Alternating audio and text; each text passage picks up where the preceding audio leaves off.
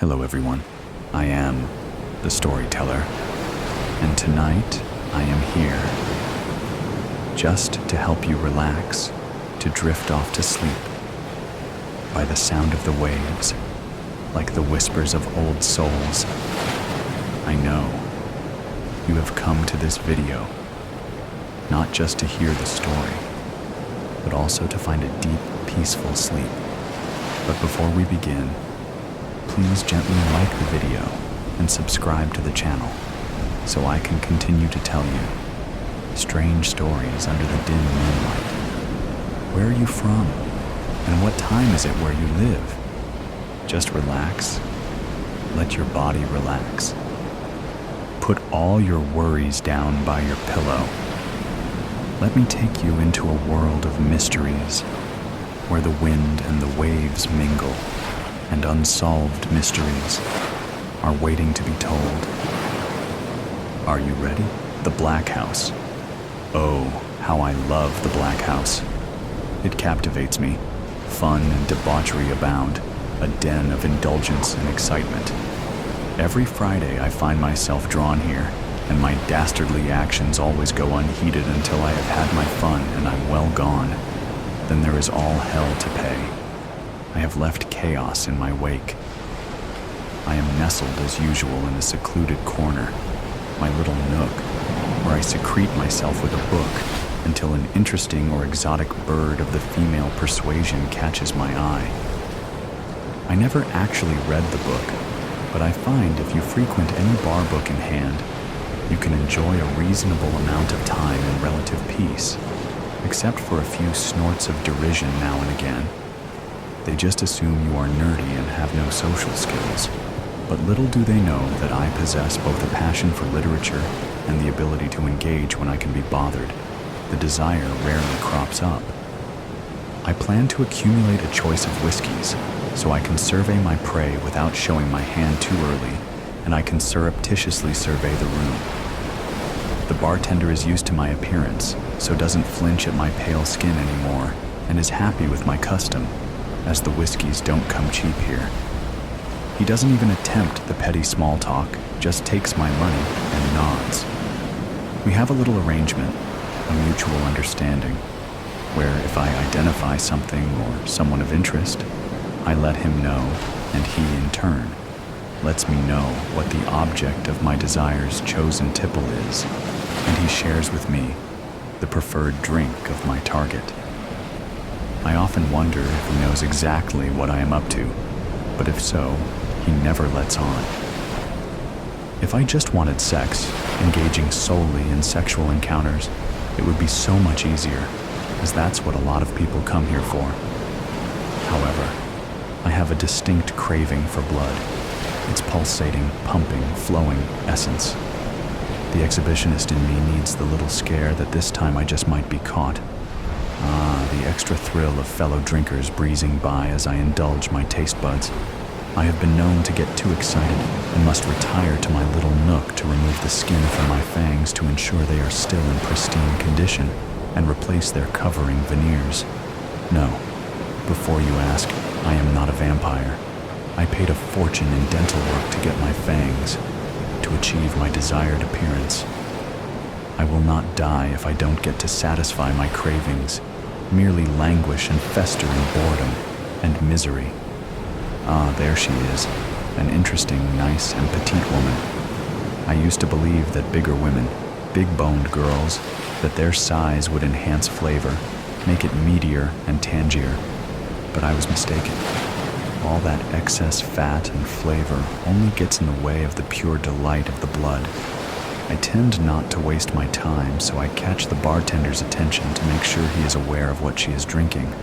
How ironic that she's having a Bloody Mary, a drink I love. I gesture for the bartender to pour me a double Bloody Mary, and it's sent over. I pop in my little pill and am ready to go. It simply makes them a bit drowsy.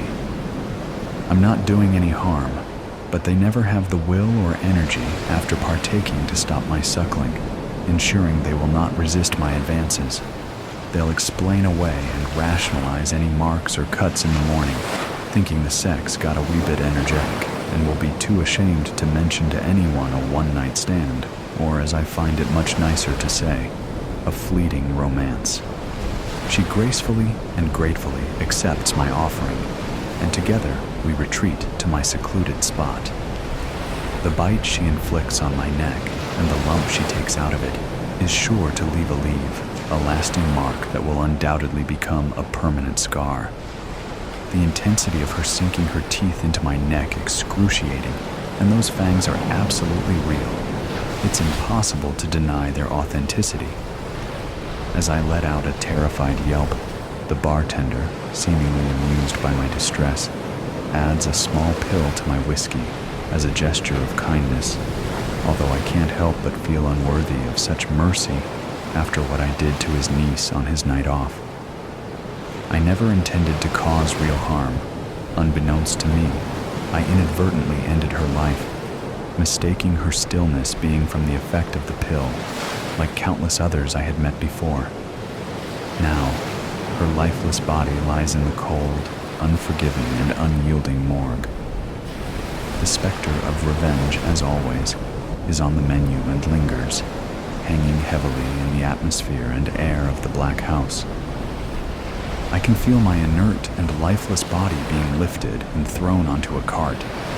I am fully aware that my ultimate fate lies within the morgue. I find myself positioned next to the bartender's niece, and apart from the marks and bruises on her neck, she retains a certain beauty.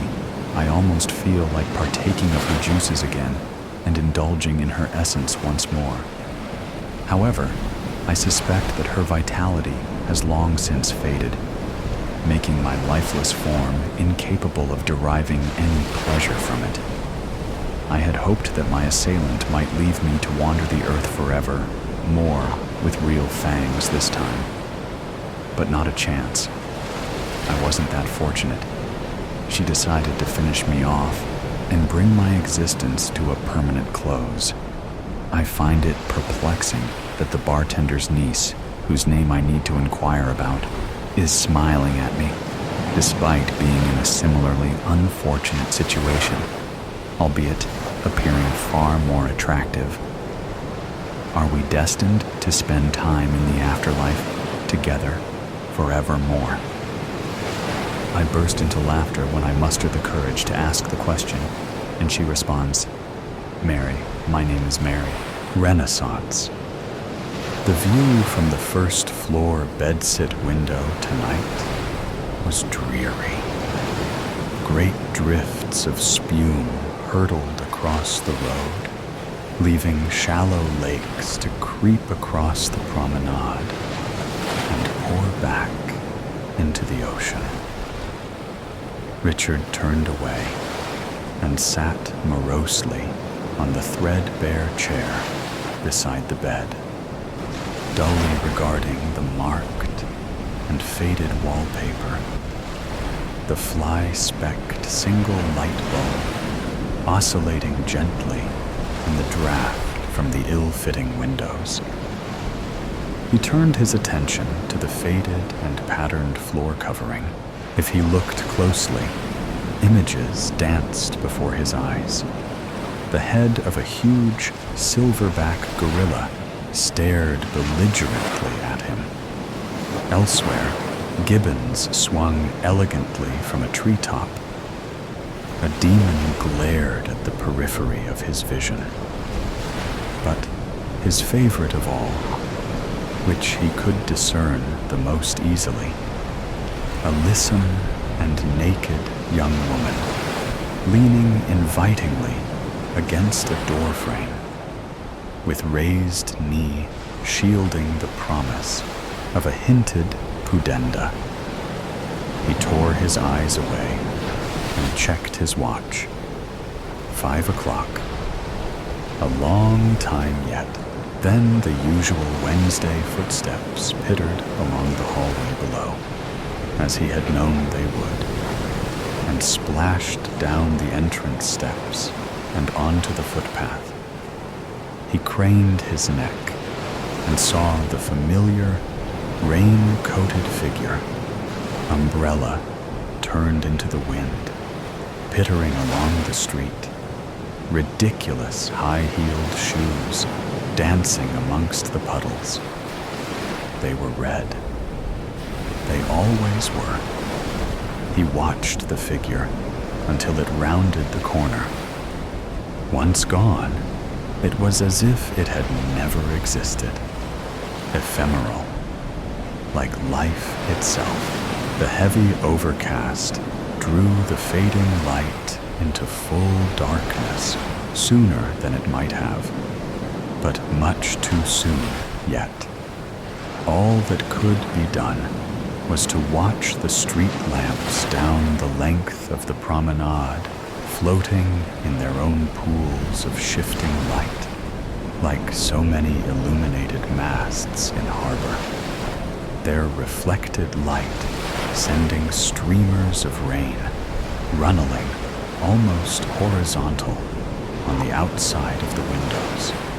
Richard switched on his own, gently swinging light bulb. Instantly, in the window's reflective depths, the ghost of his sallow face stared blankly back with haunted eyes. He turned off the light, and his ephemeral self blinked out. Another ghost laid to rest, dark. He closed his eyes. Without light, the harsh demarcation of the four corners of the room became infinity. He floated in its comforting, amniotic embrace, attached to the present only by an umbilical whipcord of anxiety. In the end, the pull proved too much, and he was drawn back to harsh reality, like the sudden deliverance of a breech birth hacked into being by the surgeon's knife. He strode across to the window to ease his cramping muscles. The fight, already lost, as he had known it would be, reborn. His night eyes saw the darkness bleeding rivers, shedding blood-thick tears down the outside of the window pane, reflected from the passing car's taillights and the wildly tossing promenade lights to pool gelatinous on the windowsill. He imagined he felt a wetness on his hands, a warm and glutinous, congealing wetness. He followed the raindrops across the window with his finger and left on the inside an imaginary, sanguine tracery. He looked at his hands as if for the first time, wondering at their unfamiliarity, their symmetry, their grossness, recognizing their disguised strength beneath the tremor, recognizing also that the unsteadiness was an excitement taken beyond control that shivered its way down the length of his body, a thirst that demanded to be slaked. The night was full dark now. He opened the door and left softly. The outer door swung shut behind him, a sepulchral sound, entombing the stillness of the musty hallway. He paused, head hooded against the needling rain, and peered through the sheeting curtains that obscured the view one moment, then swept on the next. The promenade swam with color, a surrealist nightmare of spiraling light and plunging shadow. By comparison, he felt himself a monochrome shade, an empty vessel, drifting powerless in a roaring ocean of color that had no other purpose than to toss him to and fro until his destiny had been fulfilled, and then return him spent to his harbor, bereft, befouled, bedizened, red, blood, blood red, red. The pavement orgasmed with the color. Pools of liquid carmine shimmered at his feet, as fitful as a broken promise, pigmented only by the festooning lights. Once around the corner, away from the promenade's glitter, the pooling rain became dark and wet and cold again, and Richard's head cleared. The madness was at his back now, but his way still lay forward. Into the dark, the street in front was empty. Houses on each side, isolated cocoons of brick and light and love. The only sound that of Richard's footsteps measuring their length through the puddles, and the gurgle of rain cascading down the gutters. Richard slipped a hand inside his coat pocket and caressed the slivered blade that nestled there. The ice-keen touch upon his skin raised the hackles of his neck. Waves of anticipation raced down his spine and through his fingers, which spasmed, the stiletto point pricked, and he withdrew his hand to savor the sensation. Blood globbled on his fingertip like a black polyp, and Richard raised it to his eyes in fascination. Then it was dashed away by the rain, which carried it in thin streamers across his hand. He put it to his mouth and sucked, refreshed by the cool wetness of the rain, seasoned with the heavy tang of his own blood. He suckled a moment, then moved on. Like a fading echo, he kept to the shadows, flitting from doorway to doorway, avoiding the ubiquitous, questing cameras with the ease of long familiarity. Narrow alleys drifted by to his left, dark, anonymous canals choked with the jetsam of urban life. He passed these by.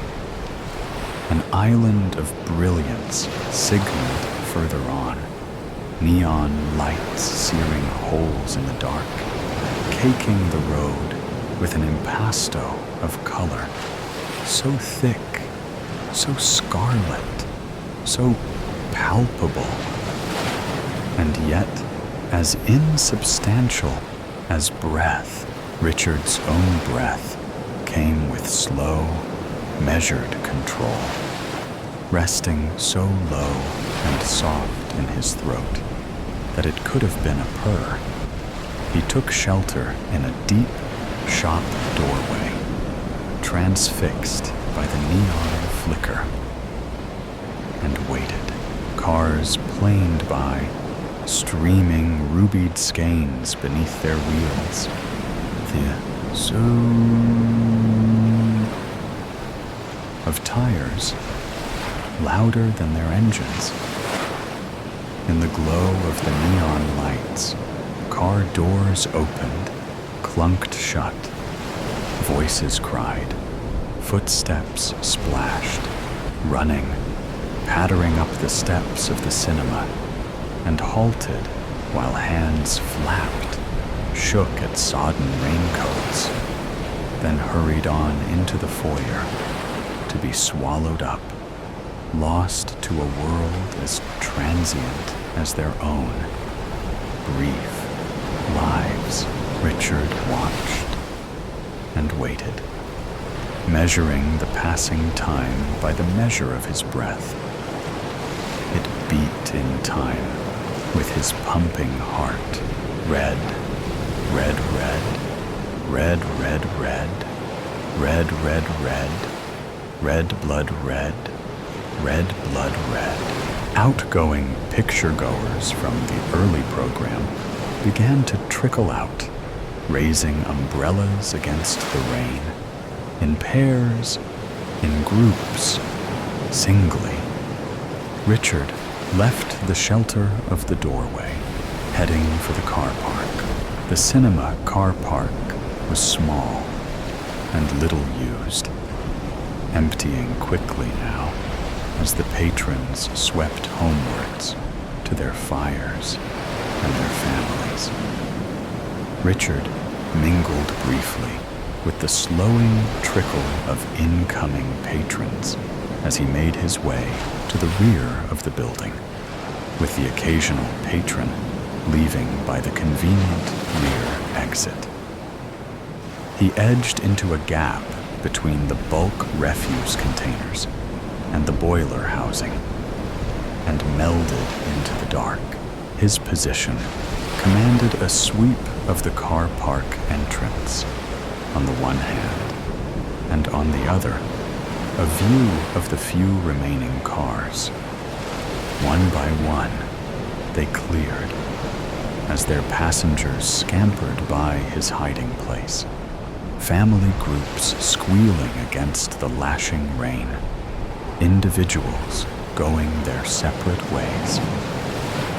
Richard's heart pounded with the effort of holding still, of awaiting the moment. And the moment came. A lone figure scampered down the short flight of steps, down from the rear fire exit. Last to leave, as it always was, coat drawn over its head, red shoes pittering their regular Wednesday footsteps, as they had pittered earlier in the evening. Silent as shadow, Richard stepped out, staying a startled gasp with a hand cupped across the figure's mouth, and drew it to the shelter of the bins. His fingers clamped hard across its face, whilst terrified eyes stared wildly into his own snake pit pupils. Arms and legs flailed, then stiffened in shock as Richard drew his knife and stilled the working mouth with a single thrust, skewering the blade into the palate through the base of the jaw. Lips grimaced in pain, eyes squeezed tight shut against the nightmare, chest heaving with a locked-in scream. Blood welled in the mouth, down the nose, trickled, flowed, torrented. The slick, sensuous feel caressed Richard's fingers as it channeled down the blade. At its touch, he jerked the blade free, the jaw gagging slack, and drove it between the breasts and up, working it inward, twisting, grating. Rich, dark blood bubbled, gouted from the gaping mouth, spouted with air expelled from the riven lungs. He withdrew the blade and stared at questing eyes that glazed over as he watched, supporting the body that slumped in his grasp. And as the head lolled, let the woman drop like a discarded rag.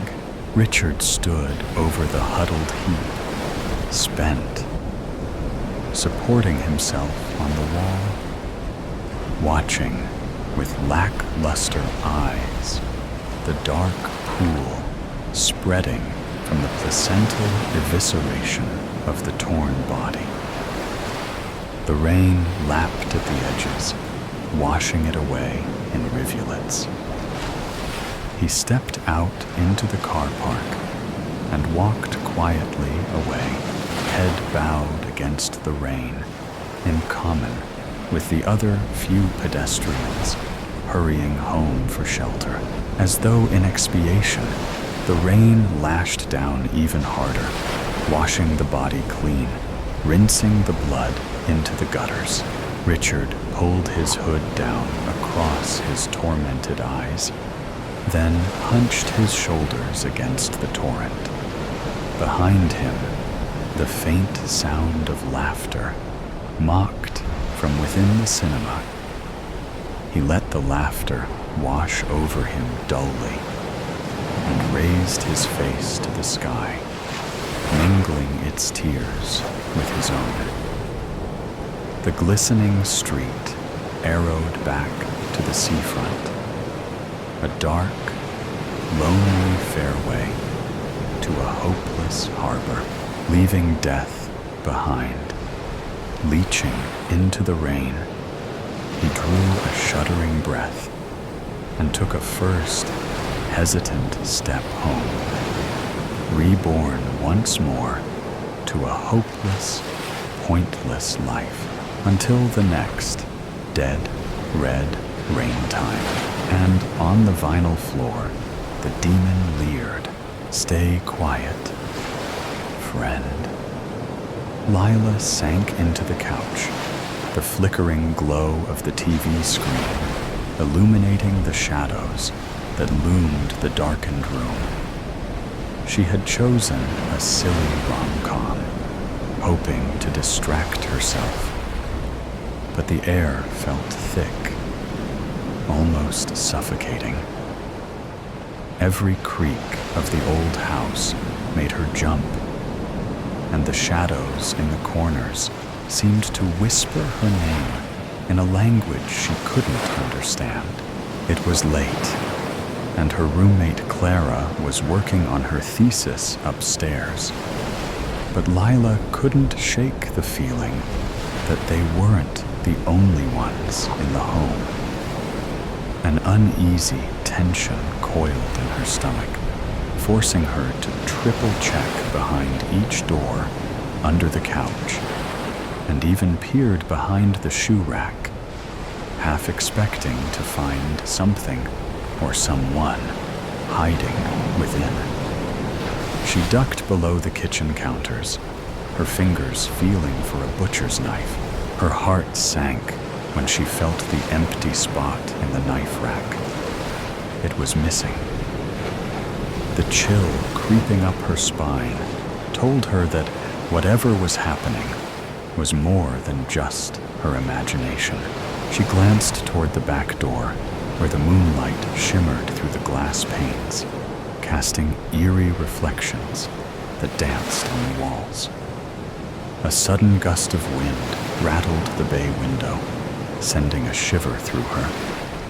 Something was off.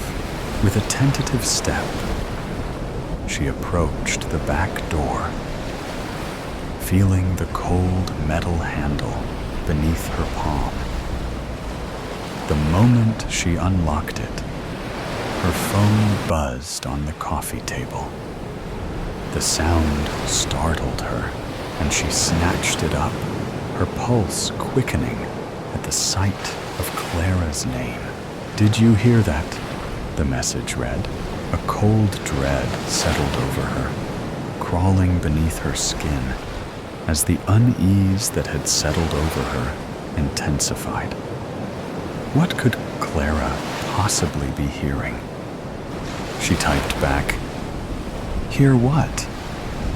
but hesitated, glancing down the hallway that led to the stairs. The dim light from the TV cast erratic shadows that flickered and danced. And for a fleeting moment, Lila thought she saw something move behind the curtains. Her breath hitched, a primal instinct warning her that she was not alone. Maybe it was just the movie messing with her mind, but the feeling of being watched pressed heavier on her chest. Another message chimed in. I think someone's outside. Panic surged through Lila's veins, prickling her skin. She stood, frozen for a moment, weighing her options. Should she check the back door or run upstairs to her roommate? Clara's words echoed in her mind. Why would she think someone was outside? How could she guess that? Why is she being so casual about it? Are you sure? Lila typed back, her fingers trembling. Just stay quiet, Clara replied. I'll call you when I'm sure. A shiver ran down Lila's spine. Her instincts screamed at her to call the police, but fear held her in place. The silence grew oppressive, and she could hear the faint sound of something dragging from above. Without thinking, she moved to the back door, her heartbeat thundering in her ears as she reached for the handle. A scream erupted from upstairs, a raw, piercing wail that silenced the night. It was Clara's voice. Adrenaline propelled Lila forward as she bolted toward the staircase, her heart hammering in her chest. Clara! She yelled, bounding up the steps 2 at a time. The hallway stretched out before her, dark and foreboding, thick with an air of dread. Clara! She shouted again, panic clawing at her throat. The scream had stopped, replaced by an eerie silence that felt like a warning. When she reached Clara's door, her hand trembled as she tried to push it open. It was locked. Why was it locked? Lila fumbled for her spare key, forcing the door open. The room was empty, save for the dim glow of Clara's laptop on the desk. Papers were strewn about, books toppled over, and the window was wide open, allowing a chilling breeze to sweep through the room. Lila stepped inside, her heart racing. Clara, Lila called softly, her voice just above a whisper. Where are you? Suddenly, she heard a soft rustling from the bathroom. Her breath caught, and fear settled like a stone in her stomach as she approached, each step feeling heavier than the last. She reached for the door, her mind racing with images of Clara being attacked. She hesitated, her hand hovering over the handle, glancing back at the open window that seemed to beckon her to escape. Then her phone buzzed again, illuminating the screen with another message from her roommate. Don't come in. Lila's heart sank, and a sense of dread washed over her. The message was sent from Clara's phone, but something felt wrong. Are you okay? She whispered, her voice barely audible. The rustling from the bathroom stopped abruptly, replaced by a suffocating silence that wrapped around her like a shroud. Lila took a step back, cold sweat prickling her skin. She felt trapped. Her instincts screamed at her to run, but she couldn't leave Clara. With trembling hands, she yanked open the bathroom door. Clara stood there, her eyes went and wild, blood staining her nightgown. The crimson liquid soaking into her hair like a macabre halo. In the bathtub, a body lay motionless, limbs grotesquely scattered like a puzzle, arms and legs discarded beside the sink. The young woman's lifeless eyes stared vacantly at the ceiling, unseeing. Lila could barely make out the limb hanging from Clara's hand, for in the other was a knife, glistening in the remnants of her victim. Lila froze, her mouth dry and her mind reeling. The air thickened with a metallic tang, and she could feel her lungs begging for air. Clara, her voice cracked, trembling as violently as her body was. What have you done? Clara slowly turned her head, a strange, twisted smile creeping across her lips, glistening with the blood that stained her face. You said you didn't hear anything, she said, her voice cold and deliberate. You lied. I didn't, Lila began, only to be cut off. You lied, Clara repeated, her tone sharp, cutting through the air like the blade in her hand. You need to stay quiet, friend, and I'll make sure you never lie again. The door behind Lila slammed shut, sealing her inside the suffocating darkness. Fear surged through her as Clara advanced, the knife glinting ominously in the dim light. Clara, please. Lila's plea faded into a whimper, the weight of impending dread crushing her. Without warning, Clara lunged forward, the blade slicing through the air with a cruel precision. Pain exploded in Lila's mouth, and she gasped, trying to scream, but the sound was swallowed by the metallic taste of blood. As Clara withdrew the knife, Lila felt a sudden emptiness. Her tongue, her voice, her very essence slipped from her mouth and fell to the floor with a sickening thud.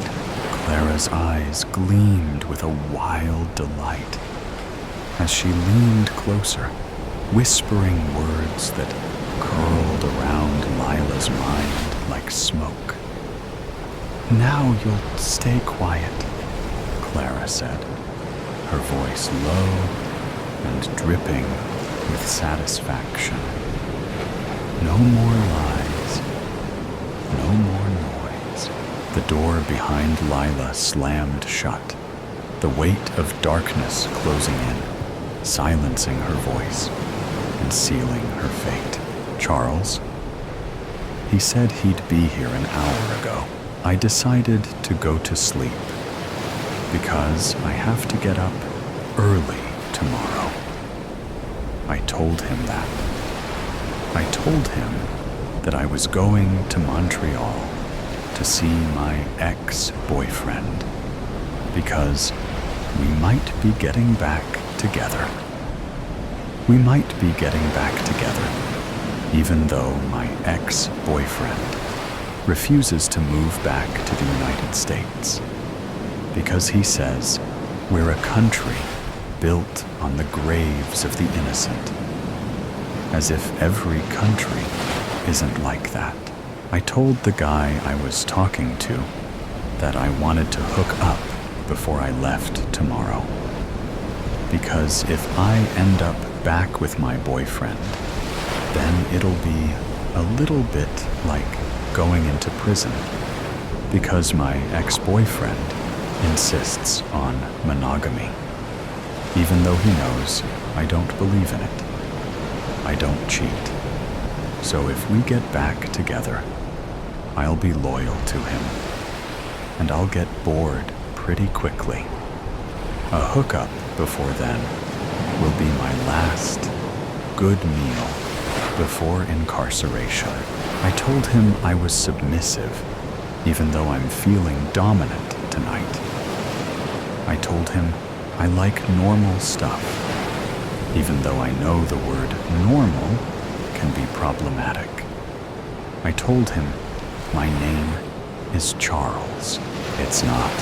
He's not entitled to know things about me.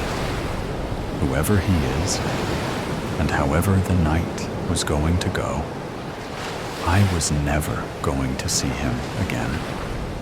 I don't believe in friends with benefits. I believe a one-night stand should only last for one night. I believe it makes the experience hotter if you know it's going to be singular. I gave him my address.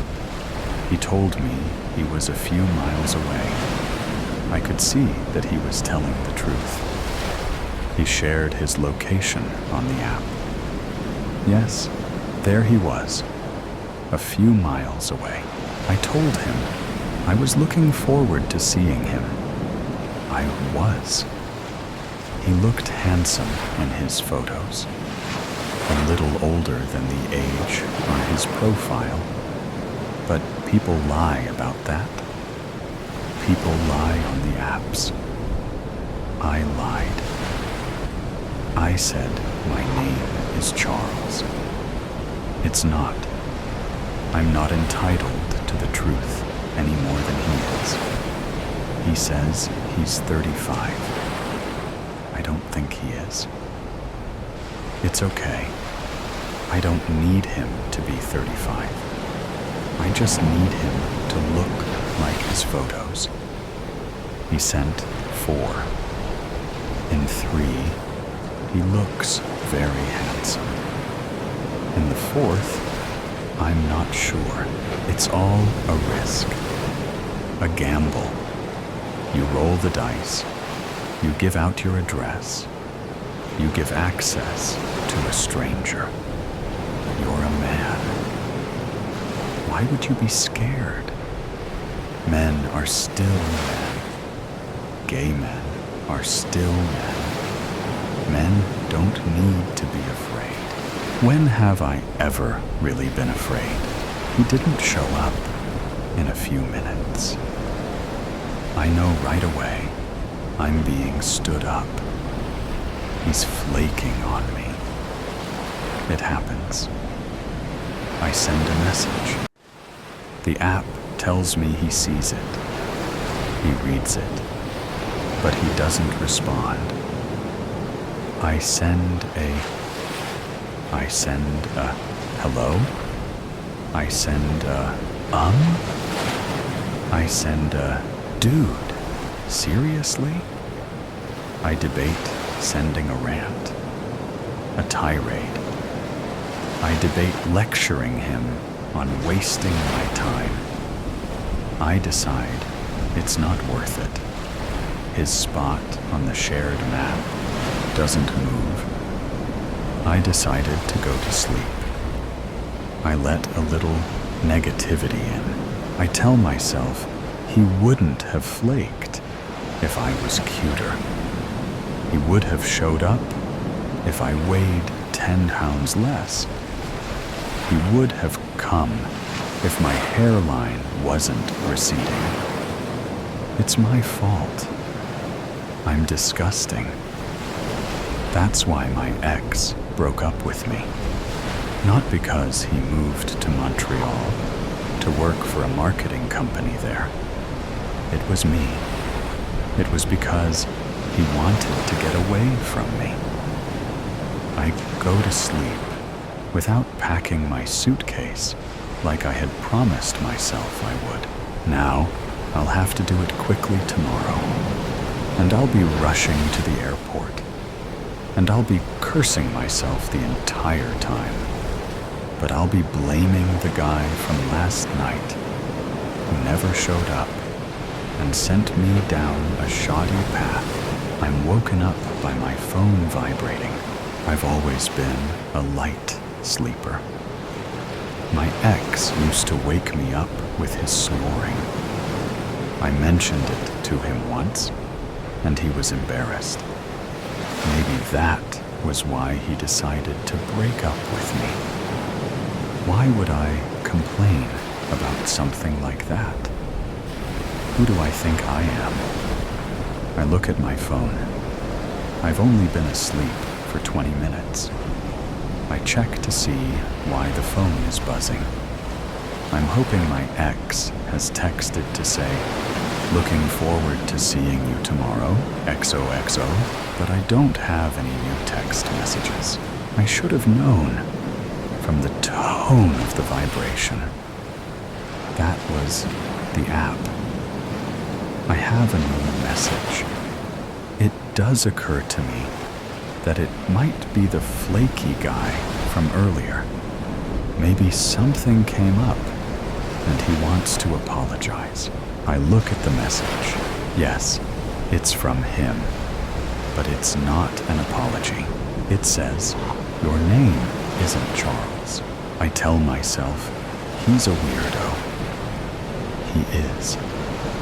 He is a weirdo. Who sends something like that? I don't question how he knows my name isn't Charles. He might have found me on social media. He might have talked to someone else on the app that knows my name isn't Charles. He might have gone to hook up with some other guy, and they got to talking about me. How I'm a liar. How my photos make it look like I weigh less, and my hairline isn't receding. He might have always known my name wasn't Charles. We might have talked prior to this, and I didn't know it, because I delete the app every other day, because I hate having it on my phone. I hate being on there. I hate all apps, even the ones that say they're for dating, even though they're really all for sex. He might have been playing with me this entire time, mocking me without me realizing it. Flaking was part of the game. I block him. I need to go back to sleep. A minute later, the phone vibrates. It's that same specific buzz. I look at the phone. Yes, I have a new message. I check. Your name isn't Charles. How did he message me? Does he have another profile? No, it's the same profile. I block him again. But this time, his profile doesn't even disappear. It must be a glitch in the app. Great. It's bad enough these apps have destroyed interpersonal connections, but now they don't even work properly, if they ever did. I delete the app from my phone. I'll re-download it if my ex doesn't want to get back together. But he will. And this time, we'll make it worth it, so I'll never have to download it again. I'm only going to think positive things moving forward. I'm going to do what my therapist tells me, and I'm going to drink water, and I'm not going to set my time on fire by being on apps. The phone vibrates. The app is back. How is it back? Apps have glitches, but they can't download themselves onto your phone once you take them off. That can't happen. Yes, a message. Your name isn't Charles, something else. I notice his distance has moved. He isn't 4 miles away anymore. Now he's 3 miles away. He's a mile closer than he was. Why? I look at the shared location. He stopped sharing. I can't see the dot anymore. Can he do that? I don't remember anyone being able to do that. But I don't remember any of this being possible. I blocked him. I shut him out. How is he still here? How is he still messaging me? My phone vibrates. Tell me your name. This isn't right. I get out of bed. I nearly trip over the 2 piles of clothing I left unfolded on the floor. What should I do? I think about contacting the police. But what are they going to do?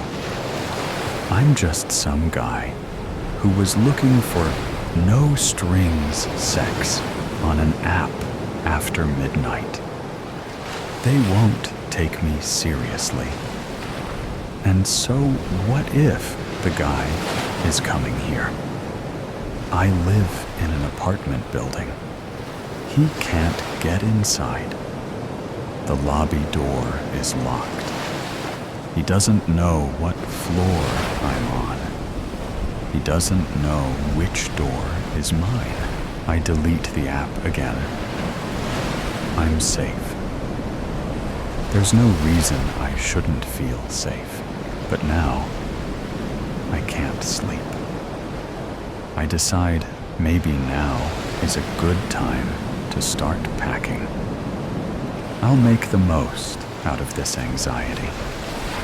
I'll pack my suitcase. I'll get things in order. I might even leave early for the airport. Why not? I've never been early for anything in my life. But why not start now? The whole point of the trip is to become a new person, a better person. I never should have gone on the app in the first place. I'm practically taken. I'm practically in a relationship. I should have just gone to bed. Another vibration. I look at the phone. Your name isn't Charles. Then, very quickly, tell me your name. I check the distance. I can't help myself. He's a mile away. How did he move so quickly? Have I lost my sense of time? What time is it? Why is he bothering to drive all this way? I explained to him when we first spoke that I live in an apartment. I told him that I would have to buzz him in. He must know I'm not going to do that now. He must know that even if someone else lets him into the building, he'll never figure out which floor I'm on and which apartment I'm in. And even if he did, I'm not going to open my door for him. He can't get to me. Why won't he just give up? And why is he badgering me about my name? Why does it matter? I wanted him to come over. I asked him to. He was the one who stood me up. He was the one who didn't show. Why is he angry with me? Because I lied? Because I lied about my name? Why does he care about my name? A vibration. Does Charles live in apt number 407? Or is that you? That can't be right. I never gave him my apartment number. I'd never be that stupid. I have a system for this. When I invite someone over, I check the lobby camera to make sure they look like their photo. Then I buzz them in. It's only when they've signed in with the security guard in the lobby that I let them upstairs. That's when I tell them which apartment is mine. I'm smart.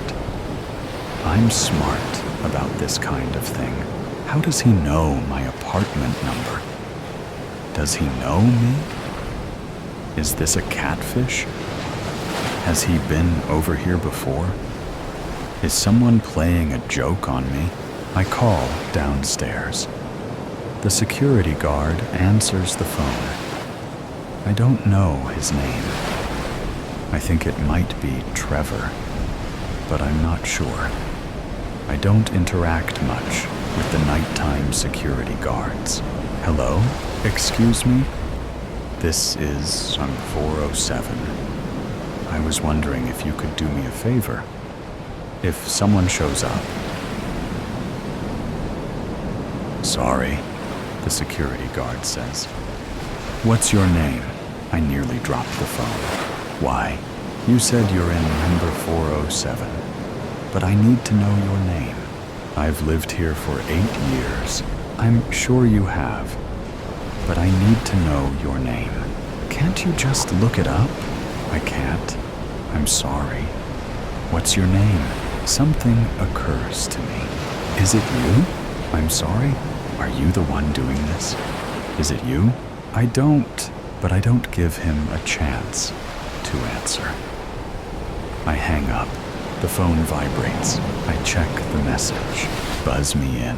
I want to boil the phone in water. I want to put it in the microwave. I want to dump it in the air fryer. But I need it for tomorrow.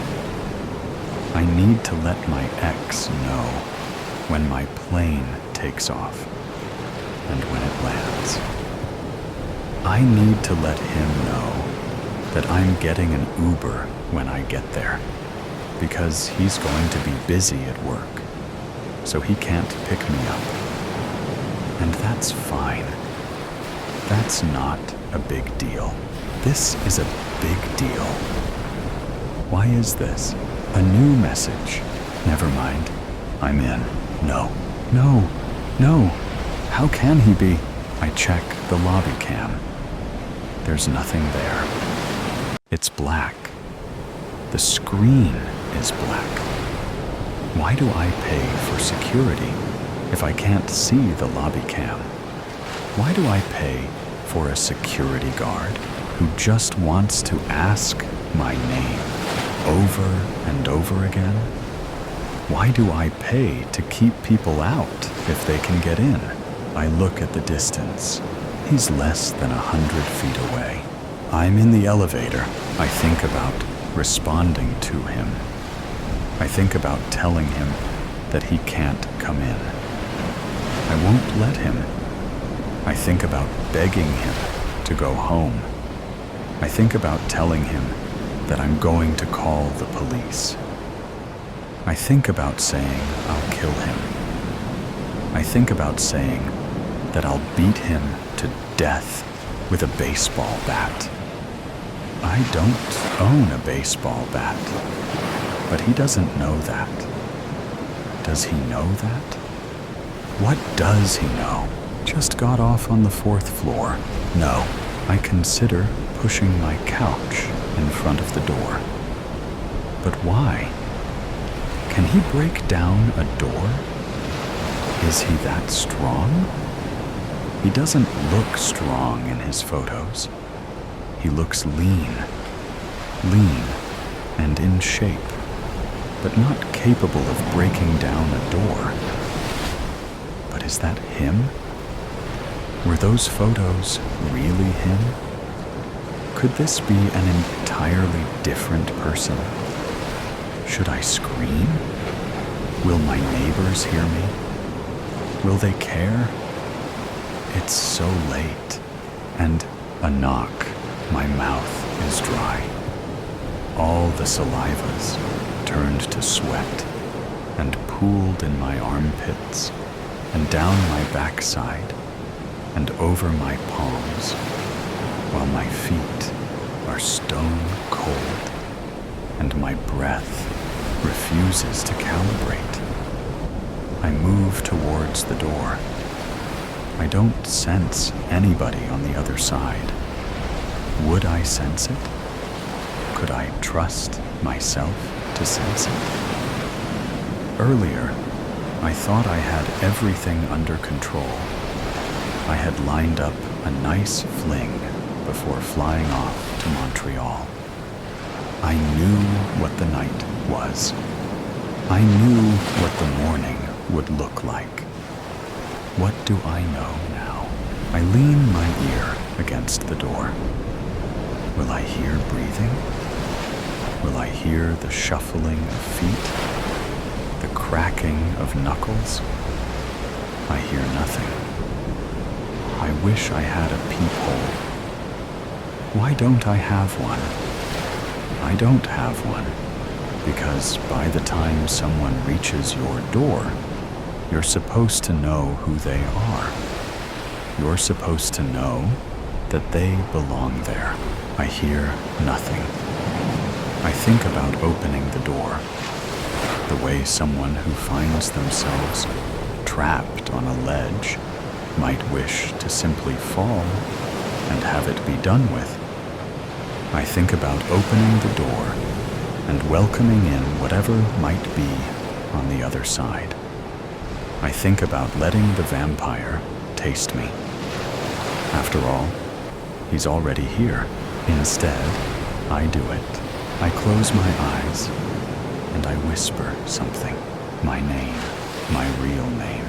The phone vibrates, and then I hear the sound of someone walking away. Take me. I no longer wanted to live my life, but neither did I wish to die.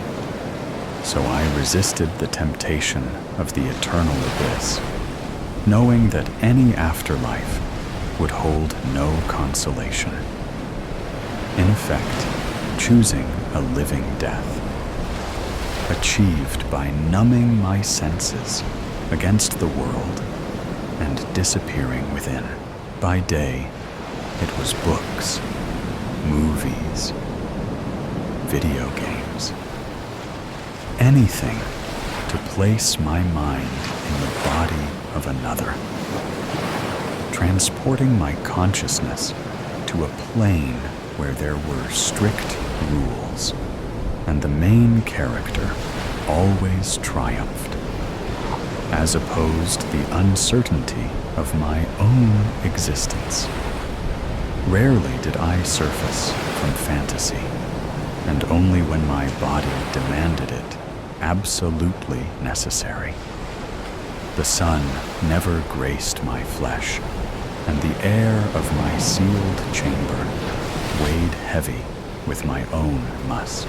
I was a fully grown woman, living as a teenage boy, and I didn't care.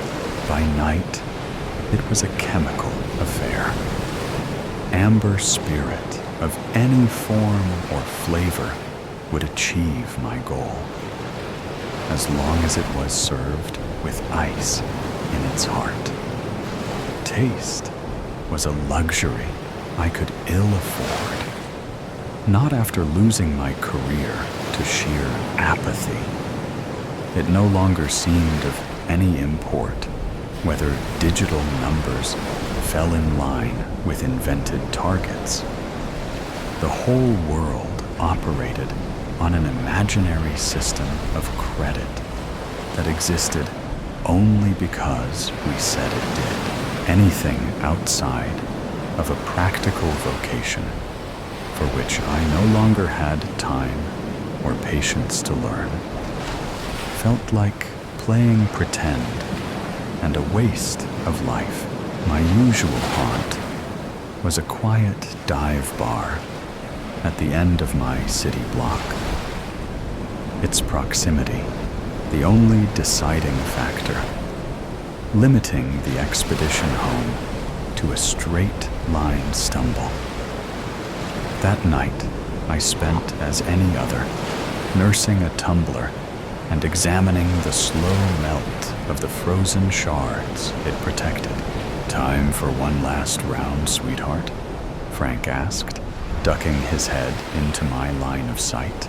He was a kind soul. Despite the tattoo-covered biceps, large enough to toss me out like a rag doll. He always let me brood in peace, watching my back and moving on any would-be suitors. The apparent ruffian doted on me with a brotherly worry. He never denied my cash, though. While busy at weekends, the quiet, dead-end joint couldn't afford to turn away drunks the rest of its working days. I felt at times to be single-handedly paying the poor guy's wage. Always, I answered, offering up my low-tide glass and a half-hearted smile. As he poured, I glanced across the room. There were a few men in suits, clearly avoiding their homes and wives. A couple of tourists just looking for a warm place to rest, and a scattering of solitary older women. They, like me, I assumed, had nowhere else to go, no one to return to, and nothing to live for, aside from the never-ending goal of forgetting. I'd had it all. Not so long ago, I had been lucky enough to know love and comfort. However, my good fortune was stolen away by one solitary word, printed in black ink on a medical chart.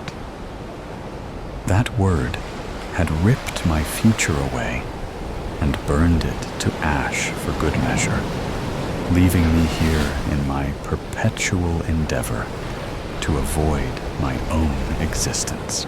Holed up at the corner booth, he was there, as always, my constant, silent drinking buddy.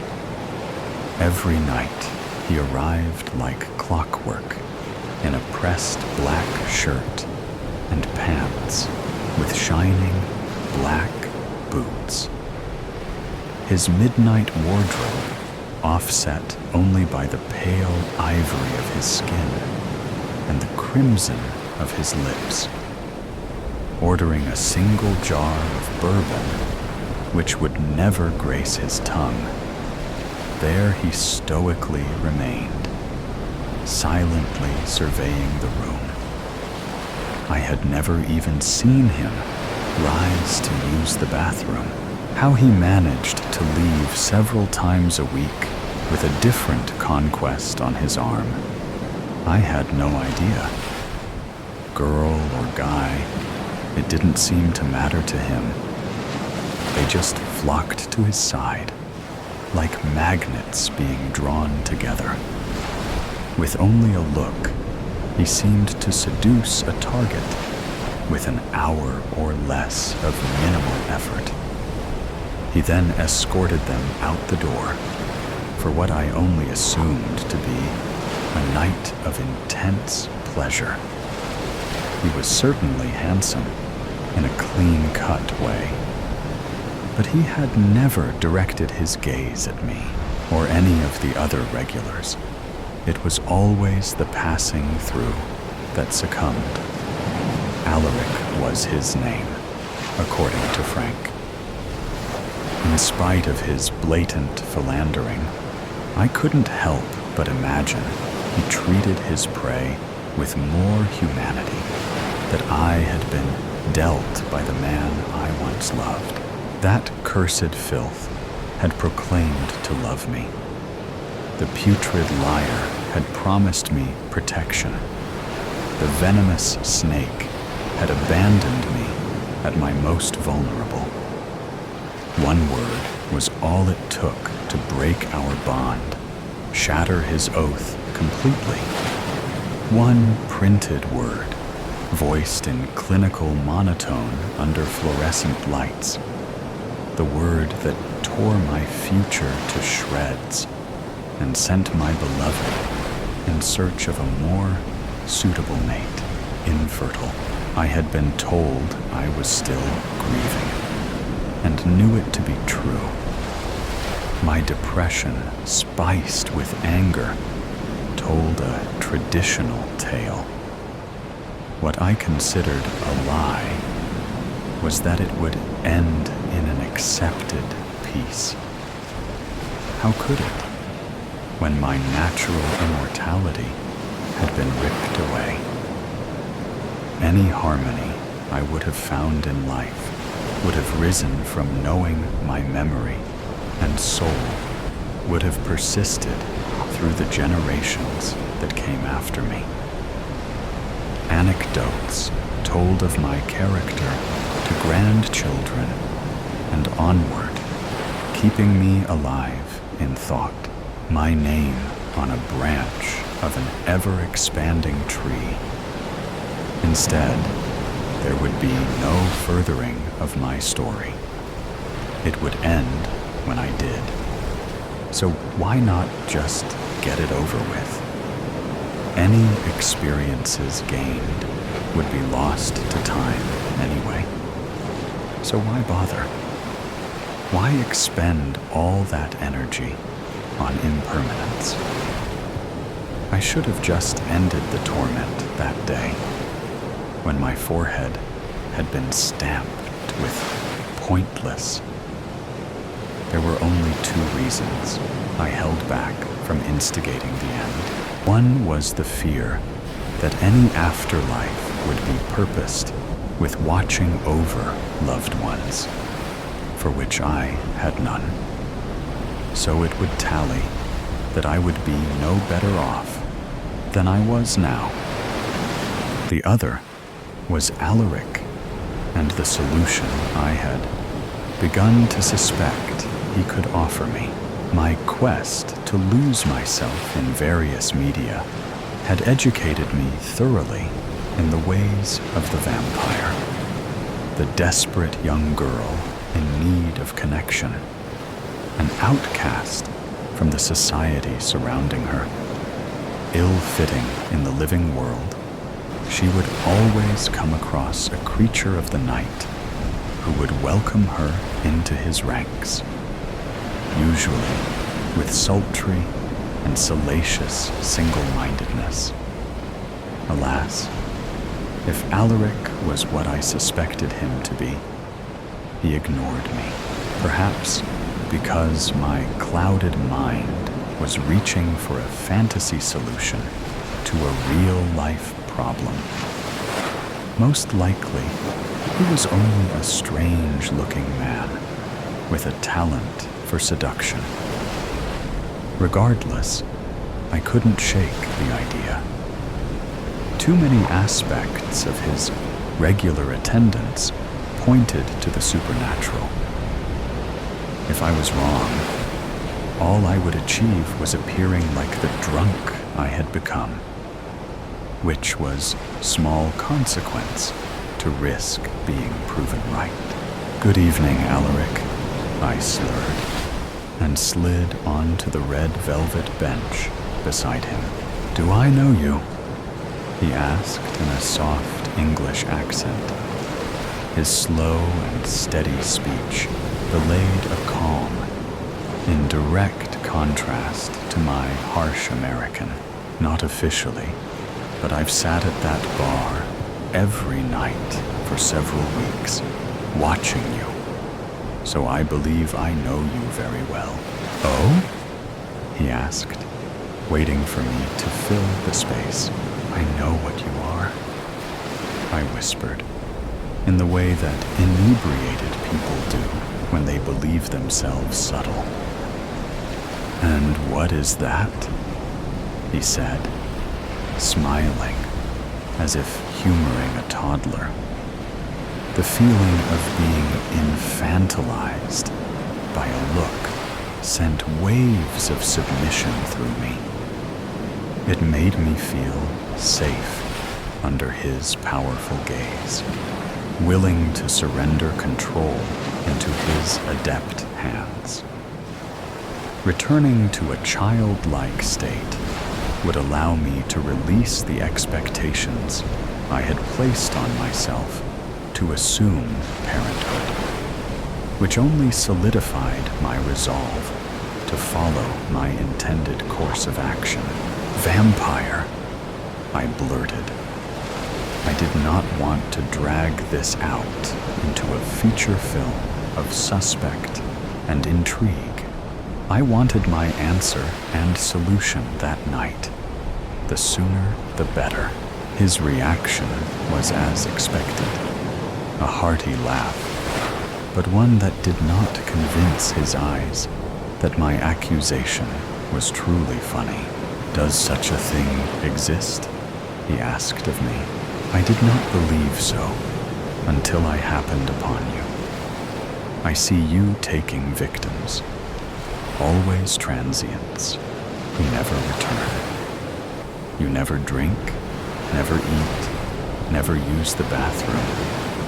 You are pale, intense, clothed in black, and I have only ever seen you at night.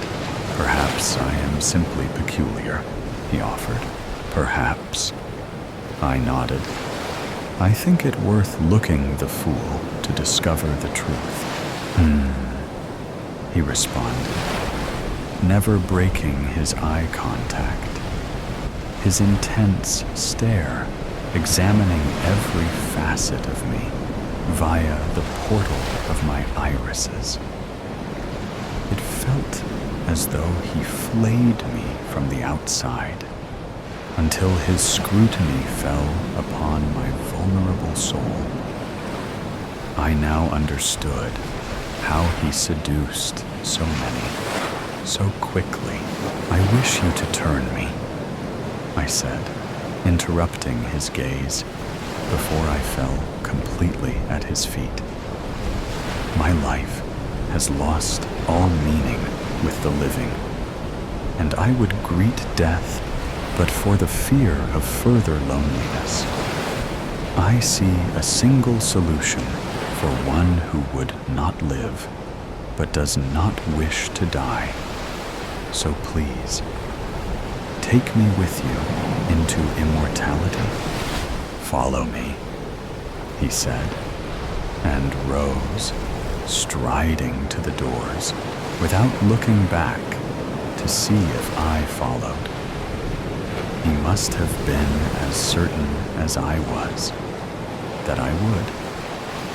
Ignoring a disapproving look from Frank, I made my way across the room to the exit. I pursued my immediate master out of the bar and through dark alleys that all smelled of refuse and rats. Stumbling to remain on his heels, I signaled my deference like a dog called to attend. He stopped suddenly, turning and reaching a strong arm around my waist, and in one motion, pressing me against the scorched wall of a building. Dumpsters, boxes, and crates now blocked my view of anything but him. "You would submit to your impulse?" he asked, his lips pressed to my ear and his hand against my chest, pinning me in place against the cold bricks. I could feel his heavy breaths quickening in lust, his hand quivering where it rested between my breasts. Whether it was from desire for my blood or body, I still did not know. The chance of stretching my living death into infinity was worth giving him either. "You would succumb to my will?" he asked again. "Break from this life and join me in whatever comes next?" "Yes!" I screamed in ecstasy, feeling excitement and promise for the first time since that word had plunged me into darkness. "Take me, please. Take me away from this temporary world."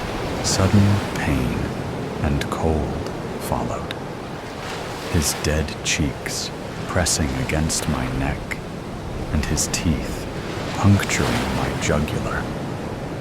My warm blood mixed with his icy touch, like boiling soup spilt on a snowy mountain.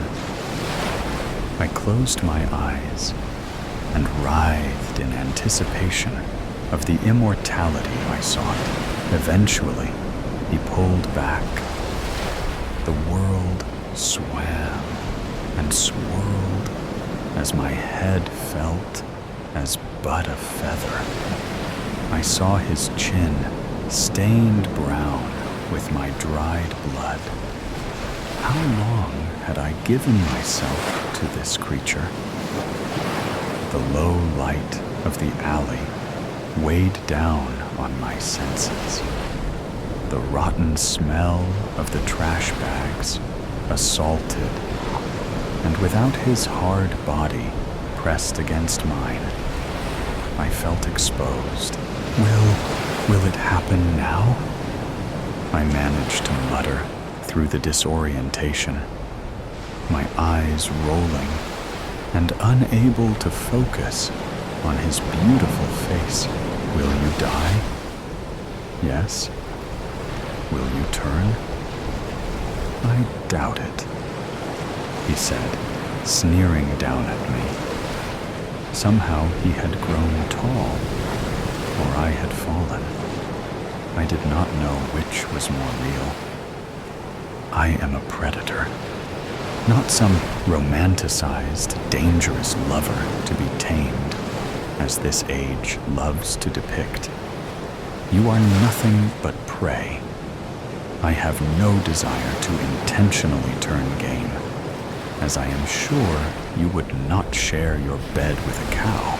He spun on his heels and stalked into the night. With no further words or explanation, I was alone, crumpled amongst the filth, dying in the dark. I had not the energy to fear, only regret the trust I had placed in a monster I had not understood. As my eyelids grew heavier and the cold seeped deeper, I began to long for those temporary years, the moments I was so willing to throw away, for all the time I could have had for myself, the experiences I could have taken as my own without concern of their lasting, for the lives I could have affected, but now never would. Perhaps the next plane would offer more than I had imagined. I did not intend to waste the chance again. If it did, I closed my eyes and waited for whatever would come next, accepting in peace that I had ushered in my own end by ungratefully reaching for more than I had been gifted. I am the silence between heartbeats. I'm talking to you. Yes, you. Don't pretend you didn't notice. That creak that whispers you tried to dismiss as nothing. It wasn't.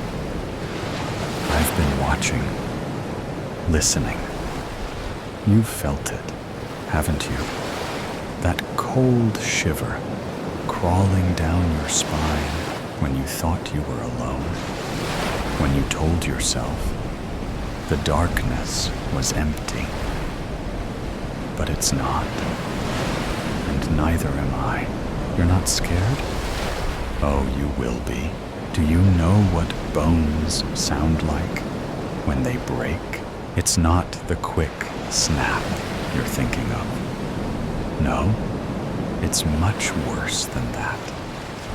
It starts with a groan, like a branch struggling under heavy snow. Then comes the splinter, slowly, jagged. Bones are splitting apart, and fibers are tearing like meat from the bone. Have you ever heard someone scream while their bones are being shattered inside them? No? That's the sound I made. Before I became this, it wasn't quick.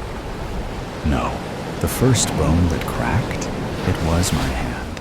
I remember feeling the skin tear and muscles snapping like twine stretched to the breaking point. Then, the grinding started. Oh, you don't know the horror of that sound. Teeth on glass, nerves ripped apart, a shriek of agony trapped in your skull. My ribs didn't just break. They crushed and caved in, one by one, under the weight of the water. Each crack echoed in my ears as the cold flooded my lungs. The air became water, and sweet oxygen traded for salty, thick brine, choking me. Can you imagine it? You will. Picture your fingers bending, folding backward with a sickening crack. One by one, each digit twists until bone bursts through the skin like shards of glass. The agony isn't clean. It crawls up your nerves, searing, pulsing, until your vision blurs, and all you see is blood. Red. So much red. And then, when the pain becomes too much to bear, it doesn't stop. It never stops. I can feel your heartbeat now picking up. Faster. You're sitting there, reading this, telling yourself it's just a story, but I'm closer than you think. Close enough to taste the fear dripping off you like sweat. I could drag my nails across your throat right now and feel your skin split under the pressure. Do you think you're safe? Look at your hands. Go on. Look, did you feel that? The prickling under your skin, that's me. I'm crawling inside you, testing you, tasting you. I want to see how much terror your body can handle before it snaps. And when it does, I'll be there to savor it. I'm with you now. Oh, I know you feel it. That crawling sensation under your skin, the burning pressure building in your chest. You're trying to ignore it and breathe steady. But your breath is shallow, right? Because I'm inside your fear. I live in the spaces between heartbeats, in the blood rushing through your veins. Soon, I'll live with you.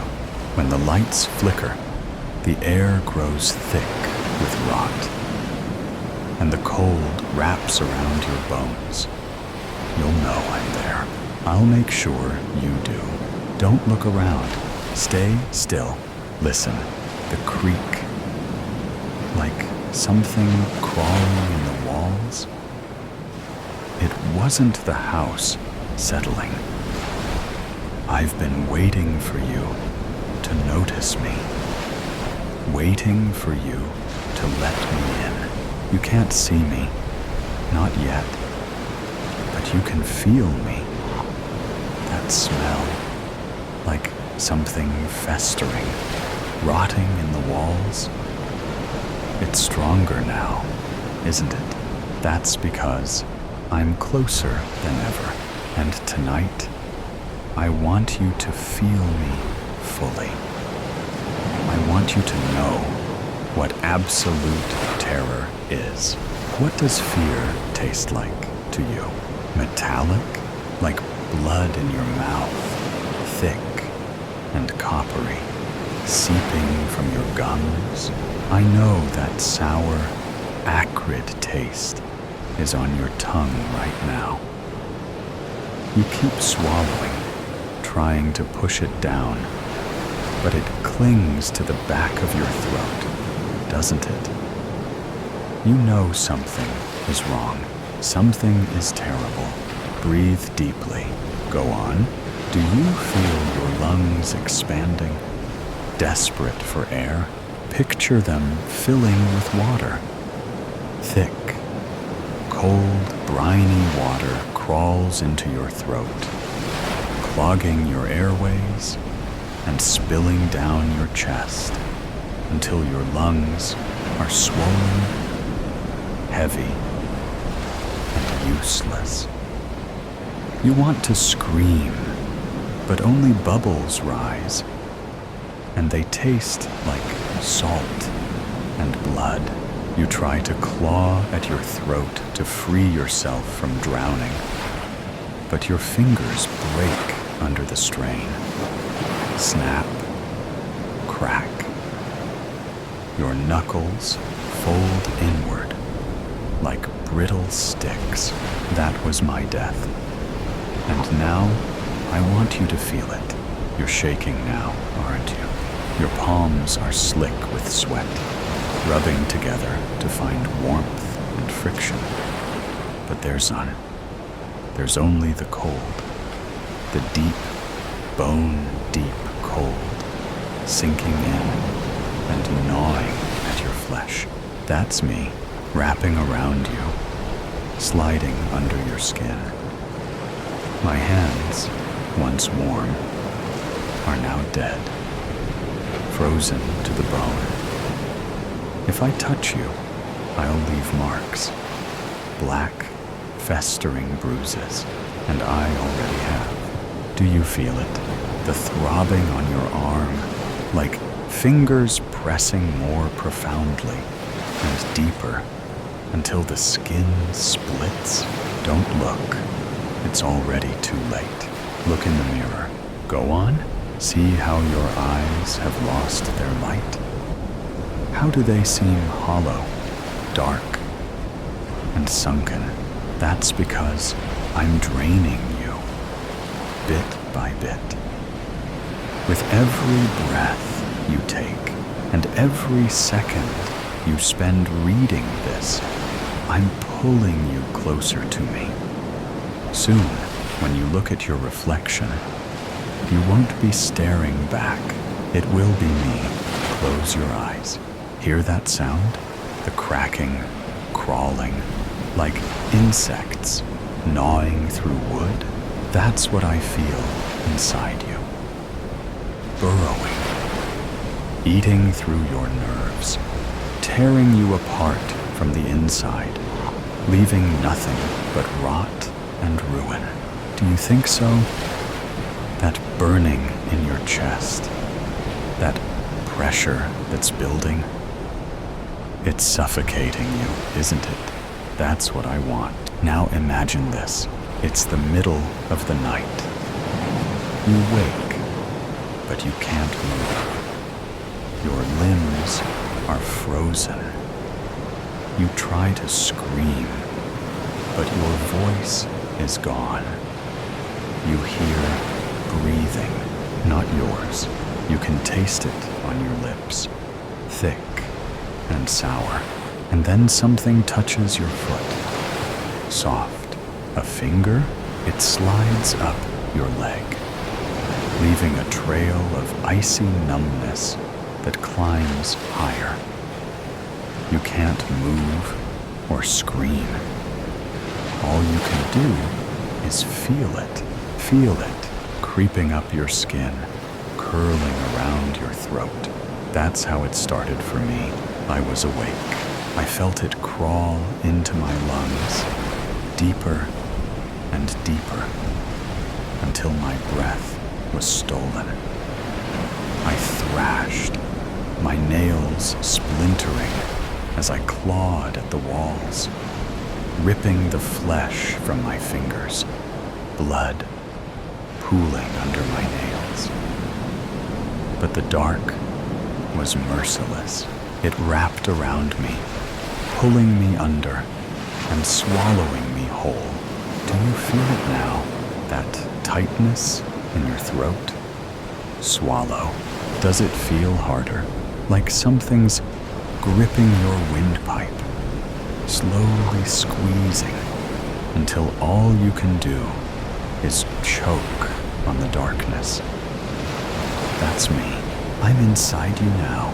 I'm watching your eyes flicker to the shadows, hoping nothing's there. But I am.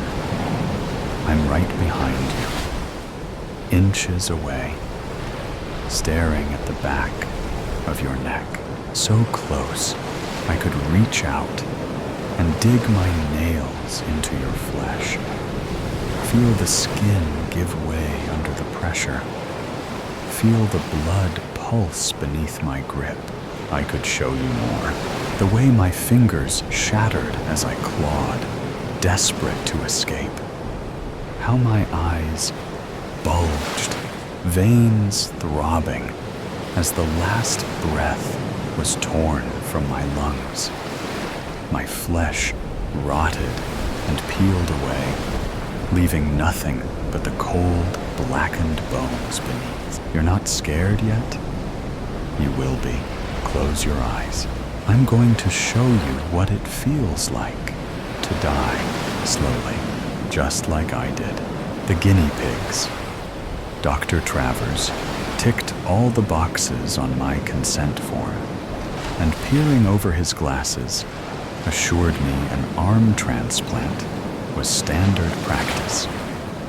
I perform 10 a day, he said, handing me the paperwork. They're a piece of cake. Really? For sure, he said, indicating where to sign. It's just brain surgery that gives me a headache. Stella. The anesthetist rolled her eyes, sighed, and asked if I'd any allergies. None, I replied, scanning the small print. That's just perfect, she said, clearing her throat. Would you prefer gas and air, or the full works? What's the norm? I said, catching her eye. That depends, she smiled. Are you squeamish? Chauza. When I signed up for military service 5 years ago, I'd selected the BAGS health insurance option. Biologically Accelerated Growth Systems, or BAGS, for short, was a third-party company pioneering an experimental limb replacement scheme. The government initiated the idea, and the Ministry of Defense embraced the concept to counteract the ongoing threat of IEDs. In the event of a severe injury or amputation, they promised us rapid treatment and substitute limbs. All they required from volunteers were 2 pints of blood and sufficient genetic material to cultivate a trauma clone in their body farm. It made sense, and I had nothing to lose, hopefully. I have to admit that the lure of the extra pay motivated me when I signed the forms. Any potential injuries gained in active combat were far from my mind, and further complications seemed a remote possibility. It was during the 6 months of basic training I discovered no else had enrolled for the BAGS insurance policy. Perhaps everyone reckoned the scheme was just a gimmick.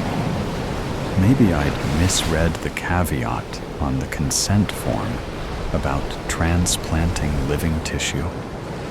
I mean, it never occurred to me I'd meet the limb donor face to face. Tutua, my last tour of duty, occurred in April 2015, around the time jihadist fighters released a video of the ancient city of Nimrud erupting in a cloud of dust and smoke. They attacked its priceless sculptures and frescoes with sledgehammers and power tools, then detonated the 3,000-year-old Assyrian ruins.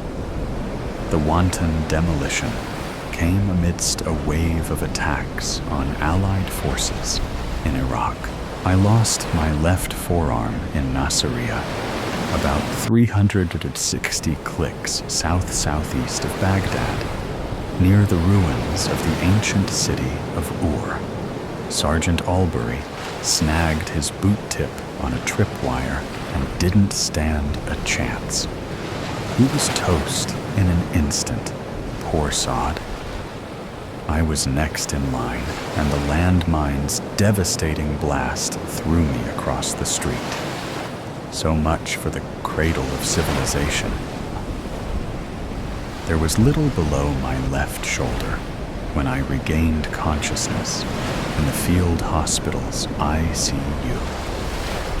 The duty surgeon said I was under the knife for 10 hours and told me I was lucky to be alive. He expected a full recovery, having extracted a bucket of the shrapnel from my vital organs, although he expected roving fragments to surface over time.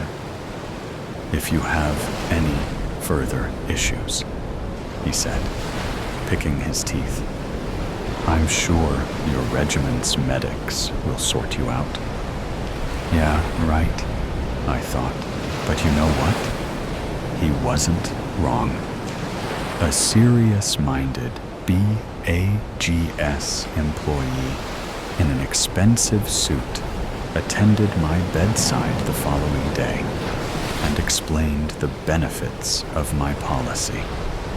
He presented a convincing case for urgent action and applied for a consultation on my return to base. I waited 6 weeks for an appointment to discuss my suitability for a limb transplant. Dr. Travers was frank. Either he operated forthwith, or I faced an interminable desk job back at HQ and no more active duty. Are there any risks? I asked. The odds of rejection are slim, he said, frowning. But better than your career prospects as a shorthand typist. Point taken, I said, considering my disadvantage. Dr. Travers glossed over the matter of sourcing and matching a spare limb. It's not all about physical compatibility, he said. There's the psychological aspect to consider. I recall biting my lip when he explained a typical post-op response. It'll be disconcerting and may feel as if it doesn't belong to you, he said. However, just remember, an unfamiliar appendage is far better than the alternative. I'd no time to worry about the details because my allotted day in the operating theater happened within 48 hours. I didn't sleep the night before and entered the theater feeling lightheaded, having followed the nil-by-mouth instruction beforehand. Stella performed her last checks before a nurse handed me a surgical gown, and Dr. Travers scrubbed his hands while we waited for the trauma clone. The freezing cold hiatus on my back in the theater, wearing only a starched cotton gown, was the longest hour of my life.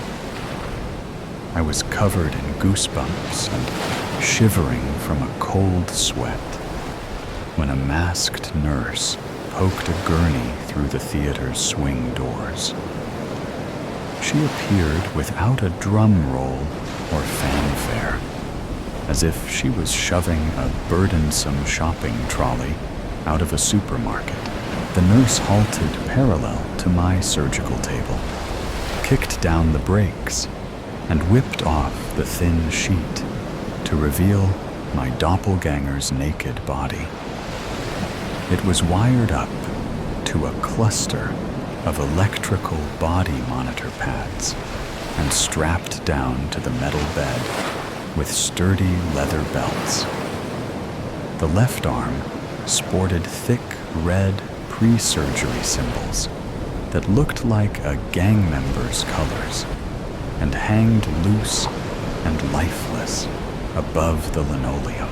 He lay motionless beside me, staring past a bloated plasma bag that dangled aloft and fed blood to an intravenous cannula.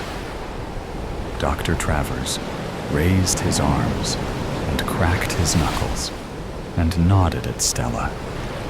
She wasted no time and administered a heavy dose of propofol. I remember her asking me to count down from 10, but don't recall getting past 7. When I regained consciousness, my body double was still next to me, an exact copy, except now the left arm was missing, and there was a sutured wound below the shoulder. His eyelids were closed and motionless, except for an occasional REM flutter, and his chest rose and fell in even-paced undulations, as if operated by mechanized bellows.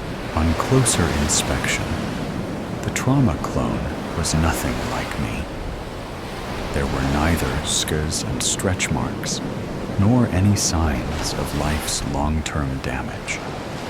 The left arm I'd received was similar in size and shape to my original. I mean, I thanked God for my replacement, despite needing months of gym work to strengthen it. Yes, size-wise, it was a splendid match, and Dr. Travers had done a remarkable job. It's just that, well, I don't know. I guess I'll miss that barbed wire tattoo circling my forearm, and all my ginger freckles too. My ex-wife used to love those silly brown spots. "Nobody's perfect," she'd say. If only she knew she could see me now. The adoption process takes time, Dr. Travers said during our meeting a week later. You ought to be home soon, and you'll adjust in a few weeks. Will it ever feel like mine? I said, flexing my stiff new fingers. Of course, he said, cleaning his spectacles. Besides, I'm only a phone call away if you need reassurance. Dr. Travers couldn't guarantee the pairing process would work, and I had to be prepared for rejection. He outlined likely symptoms in case the donor's hand didn't marry up with my nervous system. It was a long month in the BAGS Institute while I acclimated to my new limb. I followed the physio's guidelines for recovery and adhered to her plan, exercising as much as possible. The Institute's layout was straightforward. The building supported 8 levels, and most floors contained glass-partitioned offices. As far as I knew, the first floor contained the surgical theater and recovery wards, and the windowless ground floor housed the gym, storage units, and a boiler room. My first floor ward was empty, and I was alone most days, apart from Nurse Winter's morning welfare visits and meal deliveries, and Dr. Travers' weekly progress checks. I seldom encountered any other members of staff on any of the 8 floors, and met nobody in the gym, pool, or sauna facilities. Apart from intermittent security patrols, there were only a couple of employees engaged in gardening and exterior maintenance work. It was on my last day that we had a power cut, and the building lost its heat and lighting.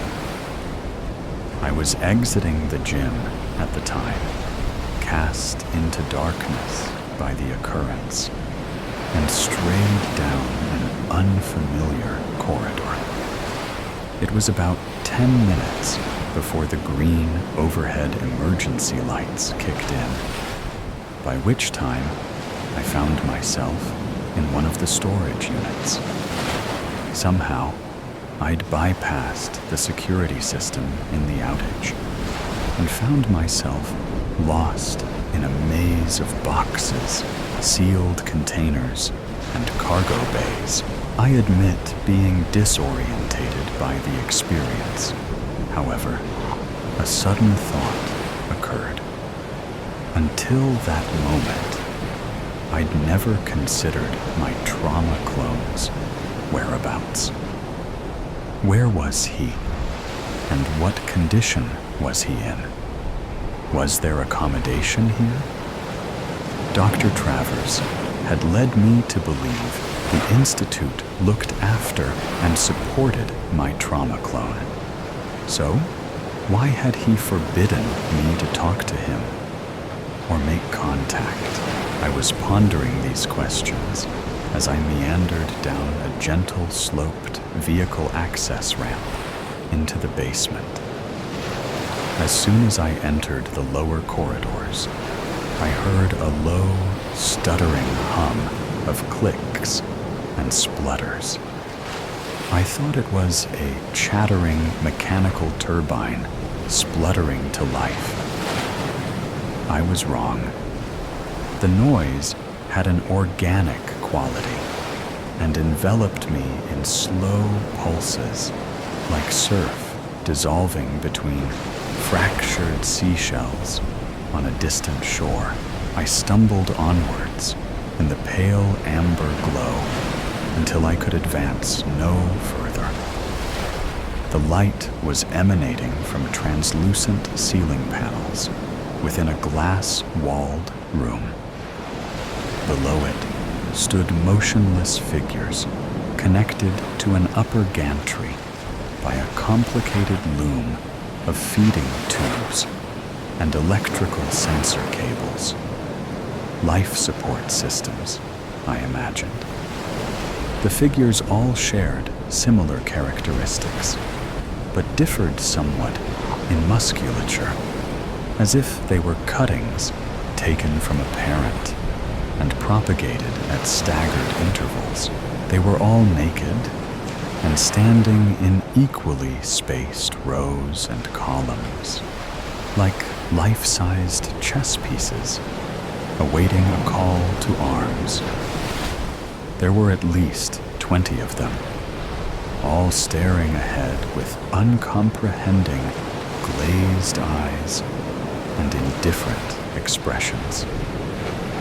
The wretched creatures were like a herd of cattle grazing in a pasture, oblivious to time and tide, and at the mercy of unknown assailants. I advanced towards the glass wall, and the closest figure's head turned to face me. It was obvious from his missing limb and sutured shoulder that we'd met before.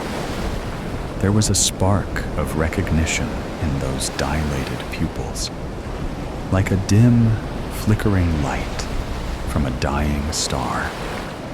He edged forward, as far as his tethers would allow, and raised his right arm in painful increments.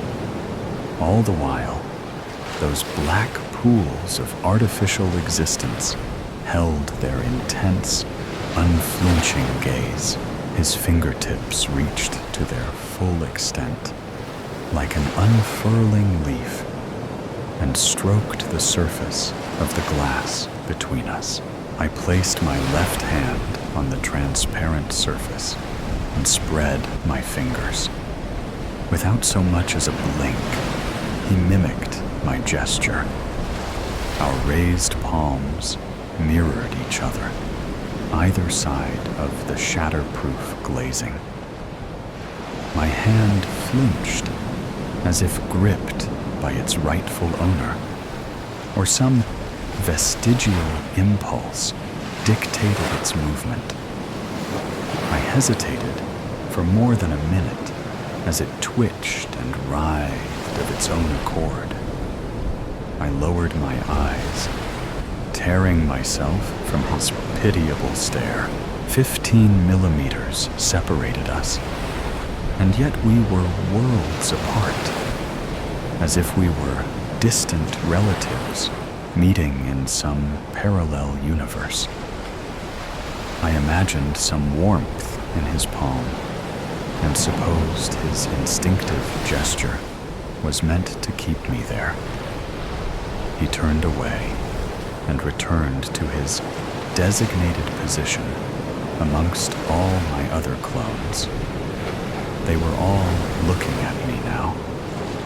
My back spasmed with an intense, muscular shiver, as if I'd felt an icy blast.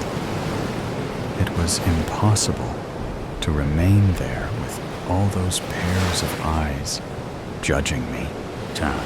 I rubbed my hands together for warmth as I walked away, and I realized my clone wasn't born. He was created. He hadn't emerged from nature. The Institute reared and propagated him from cells which they'd nurtured to a mature specimen.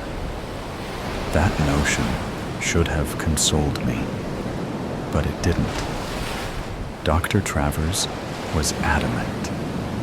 The trauma clone didn't have a life as such. No family, no memories, and no real concept of a world outside. That was how he told me to frame the situation. "You're lucky," he said. "Not everyone has a chance to replace all their vital organs." I felt sick, looking down at my left arm afterwards, and recalled that awful stump on my doppelganger. Now, I'd encountered him in person. It felt as if I'd been caught red-handed, receiving stolen goods, and by chance met the lawful owner. "Don't worry about it," Dr. Travers said, placating my concerns. I couldn't be at peace with the notion, but I accepted he was right. How else could I live with myself, knowing that the trauma clone's only function was to donate spare parts?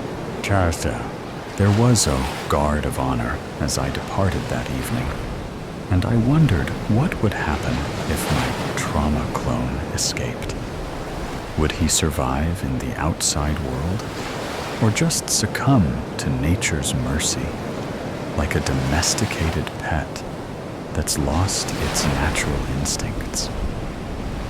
As I walked across the deserted compound to my vehicle, I couldn't imagine returning here unless the worst happened. I supposed I'd only meet my trauma clone again if I was unlucky during my next tour in the Middle East. But who knows? They hadn't patched me up to stare at a PC all day, dreaming. The boy woke up with a shudder, sweaty and scared. For the last few months, at least once a week, he had been having the exact same dream. A cabin, a light, no one else around. Why was this happening to him again? He turned on a small lamp beside his bed. "Mom!" he shouted at the open door, and waited. She was a patient woman, and knew that something like this was bound to repeat itself. She woke up from her light sleep, put on her slippers, and trudged down the hallway. Her perfume entered the room before she seemed to float inside. Another one, the boy, with some shame in his voice, admitted that it was. "It's the same thing. I see a cabin like the one from before, and there is a light in one of the windows, and that's all. Sorry. No, kid. You are having a bad nightmare, and that's all right." His mother sat on the bed, and he snuggled closer to you. "Do you remember the story I told you about nightmares? About your cabin?" "Yeah." He nodded, letting his tears seep into her robe. "I remember. But could you say it again?" She smiled as she looked down at her son. The moonlight was dim, but she could see how beautiful her stare was as she prepared to share the story he knew all so well. "Okay, so remember our last vacation? A long time ago." "Right. A very long time ago. We all went out on a very long vacation." "Camping?" "Yes." She put her legs up on the bed, hugging him and becoming wistful. "We were all going to go out into the woods to spend 2 weeks in the woods." In Daddy's cabin, the boy was now shivering. She held him close and looked down at him. "Yeah, but you know that part, right? We had the cabin all to ourselves, out in the middle of nowhere, just like here, very much so. But that was a special trip. Your father wanted us all to get out of the city and enjoy Mother Nature's gifts, as he said. He could not be stopped. Never wanted to take it too slow." Was she crying? He looked up at his mother. "I'm sorry." "No. Let's finish up the story. We went out into the woods in our car. All the food and gear was taken out. You helped me in the kitchen as I put things in shelves and let you check the stove and fridge. All the power was on, and nothing seemed out of place. And it was such a beautiful day. No mosquitoes." She laughed out loud at that memory. "You always hated them. Always. They were going to drain my legs if I let them." "Is that why you did not want to go out to the lake right away?" His mother remembered everything. Maybe he wanted to forget some parts more than others. It was just, Dad wanted to go out there right away. He said that we were losing light, whatever that meant. He really did not check out anything in the cabin, except to see that his keys worked. It was like he could not wait. She did not interrupt her son as he told this part. "You remembered everything. You are the one who should be telling the story, not this next part. That's right." She took a deep breath and began to tell him the part that he did not like. "Okay, so I stayed inside and you and your dad went down to the lake. We took a boat." He wiped his face. "We took a boat. We were out on the lake. Heard a loon cry from somewhere, but no sound. No mosquitoes, no noises. And we caught a bass. Dad said it was spotted. I did not ask him what that meant. Wish I had. Guess it means the way it looked. I saw it. And this is where the boy was always confused. This part of the story did not make any sense to him. How did you know? We were walking up to the house, the cabin. It was late now, dark. You left a light on in the window. But I was so tired, and Dad let me carry the fish until everything went so black that I could not. She passed a hand over his head, kissing him on top of his thick hair and smiling. And that is what you always remember. Nothing else? He always felt frustrated at this part. No, I don't. I don't even know where Dad went. The police said that he must have just disappeared. But the car was there, and he left his wallet, his keys. Everything was, and he broke down again. It was always at the same moment. He felt so tired. I think that you should get some sleep. Yeah, right. The boy felt as if his head was sinking right to the floor. Maybe the mosquitoes are draining me now. Ha ha. Now, get some sleep. She got up and looked down at the boy. Did you hear that? The boy's eyes popped open. Hear what? Nothing. He smiled. It would be a good night's sleep. See? Nothing. Now sleep. Right. Night. She paused for a moment at the door to see if he really was asleep. It was when she heard his breathing and saw him flop onto his stomach that she knew he was out. The lamp had gone out by itself, out for the night. This made her happy. So happy.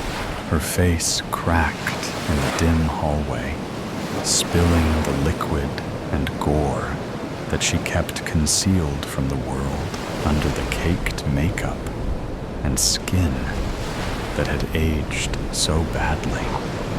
A long swallowing sound came out through her throat, and she smiled as she walked slowly to her room. The stink of her body was easy to cover with the heavy robe soaked in perfumes she made. And the cabin was perfect for them. No, not this one. There was a reason why they ended up in her woods. They were the only ones there, and she had them.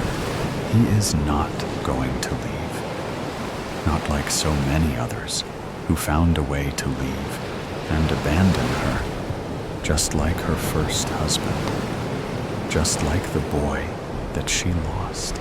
Too painful to think about. Right. She adjusted the teeth, tongue and jaw that were sliding out of place. It was a good thing that she put that mirror in the hallway, right next to the boys' room.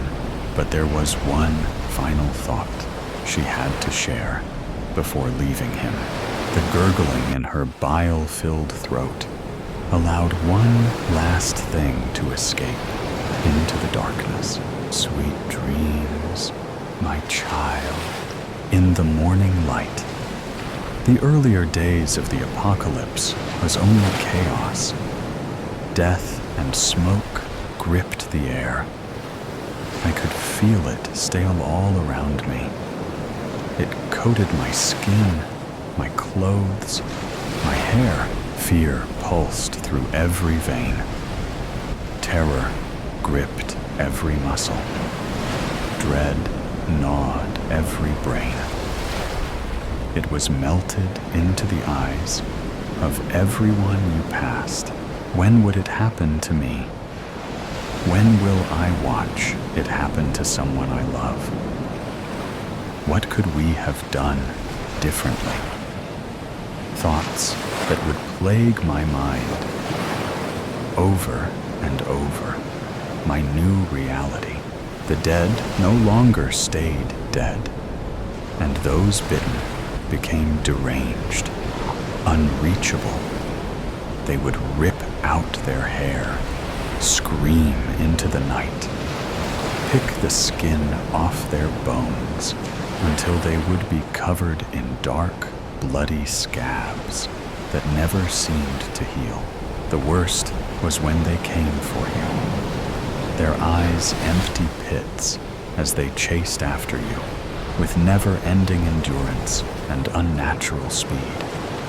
Nothing like seeing a crippled old woman hit by a truck going 40 mph, only to rise again unfazed, keeping pace with a teenager as she drags her mangled foot behind her. The only advantage left was the inability to use their brains. They couldn't climb ladders or trees. They couldn't open doors or sneak through windows. And in this world, we had to use every advantage we could get. In those early days, everyone still held on to their humanity. The memories of their old life still fresh. I remember thinking that things may eventually go back to normal. Eventually, where my biggest problem was maybe forgetting my lunch at home, or something as juvenile as what to wear to my meeting. However, everything this new world touched was tainted. Cities burned, homes abandoned, our population destroyed, leaving only a handful of us left.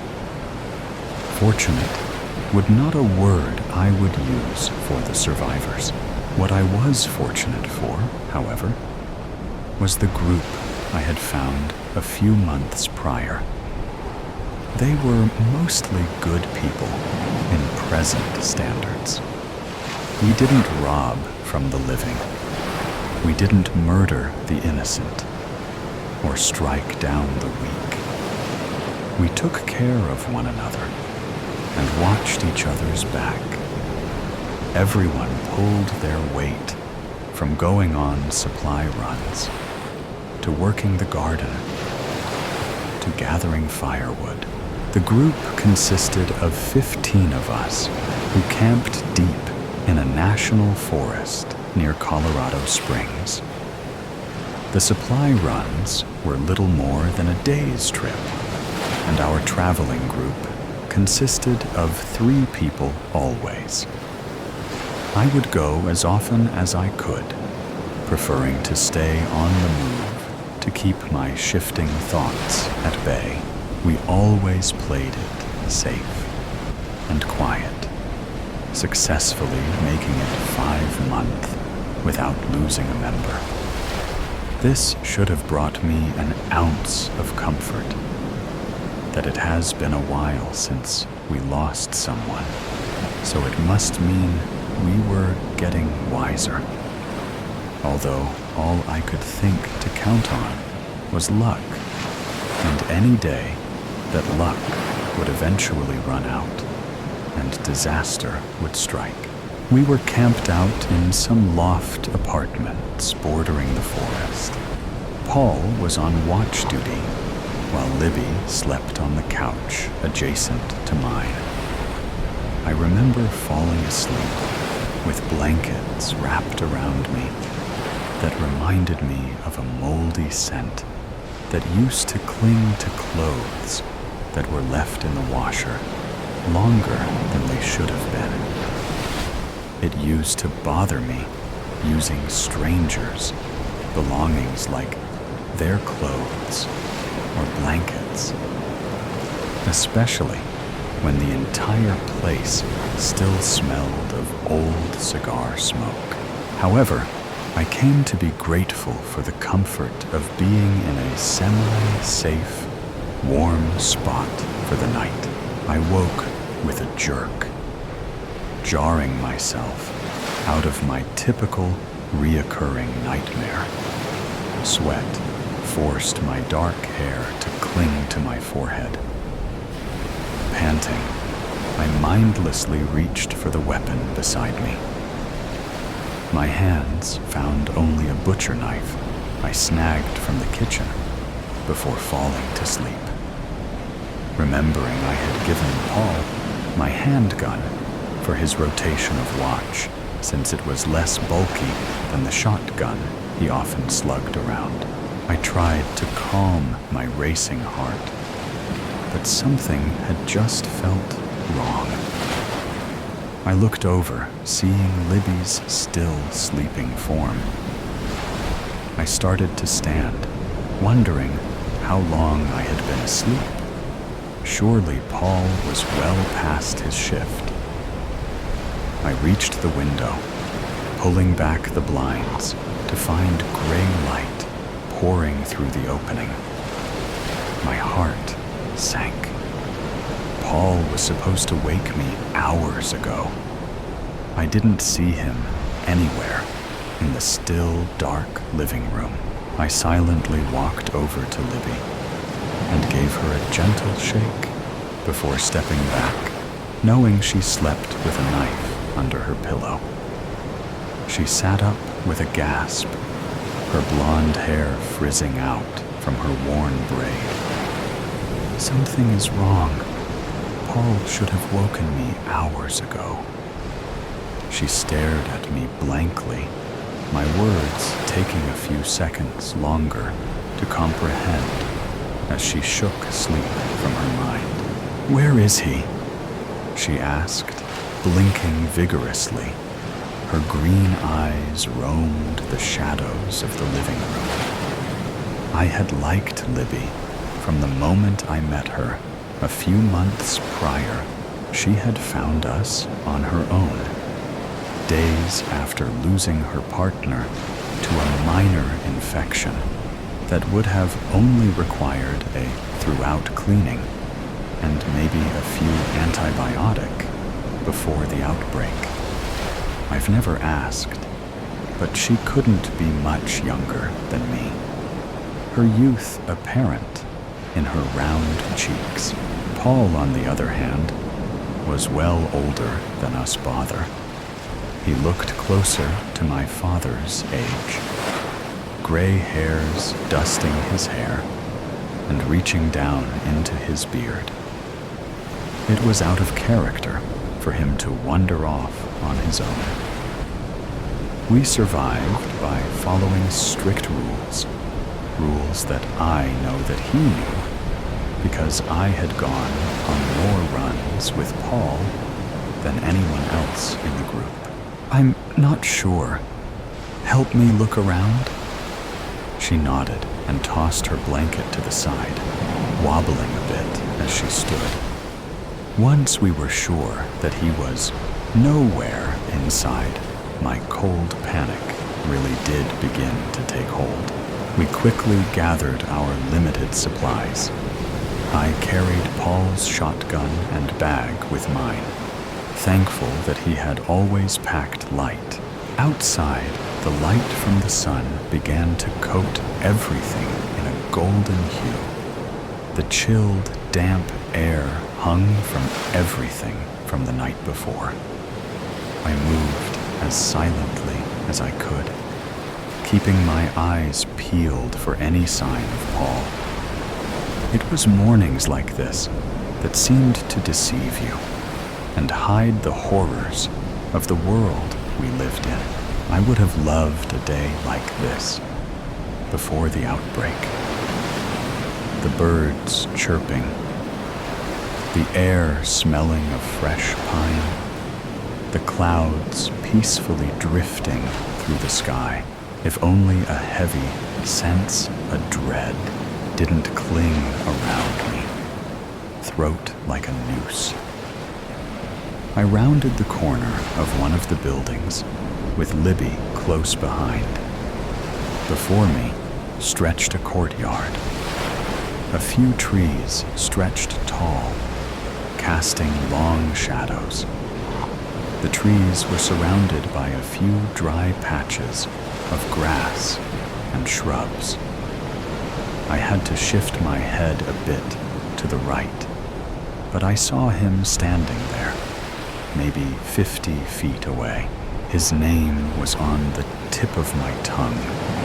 It was nearly out of my mouth in a whisper before something slammed my jaw shut. The way he stood gave me pause. His neck seemed to hang from his shoulders. The way he stood, his arms dangling empty at his sides, unmoving. I began to reach out to stop Libby, but before I could, she slammed into me. The knife she gripped in her hand clanged loudly through the still air into the shotgun strapped to my back. The breath in my lungs left me like someone had just punched me in the stomach. I looked to where Paul stood, horror clogged in my throat, as his head whipped towards us. What had happened next came in a blur. Minutes passed in seconds, my body numb as my instinct took control of my muscles. I grabbed Libby's arm and began to sprint as fast as I could. We ran across a street, hearing Paul's footfalls quickly gaining on us. I refused to turn around. I didn't trust blindly running into one of dark doorways that could hold any number of threats. Instead, my eyes scanned for anything we could climb. Relief spread over me as I spotted a ladder that hung from one of the buildings. I urged Libby ahead of me, letting her climb the ladder first as I turned, planting my feet. I raised the rifle, cocking it back before aiming it at Paul's head. I fired before my fear could choke me. His nearness unsettled me.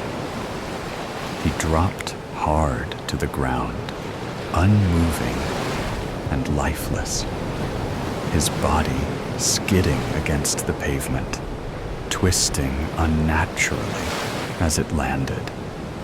I turned, climbing the ladder after Libby. My mind played over what I saw before the bullet ripped through Paul.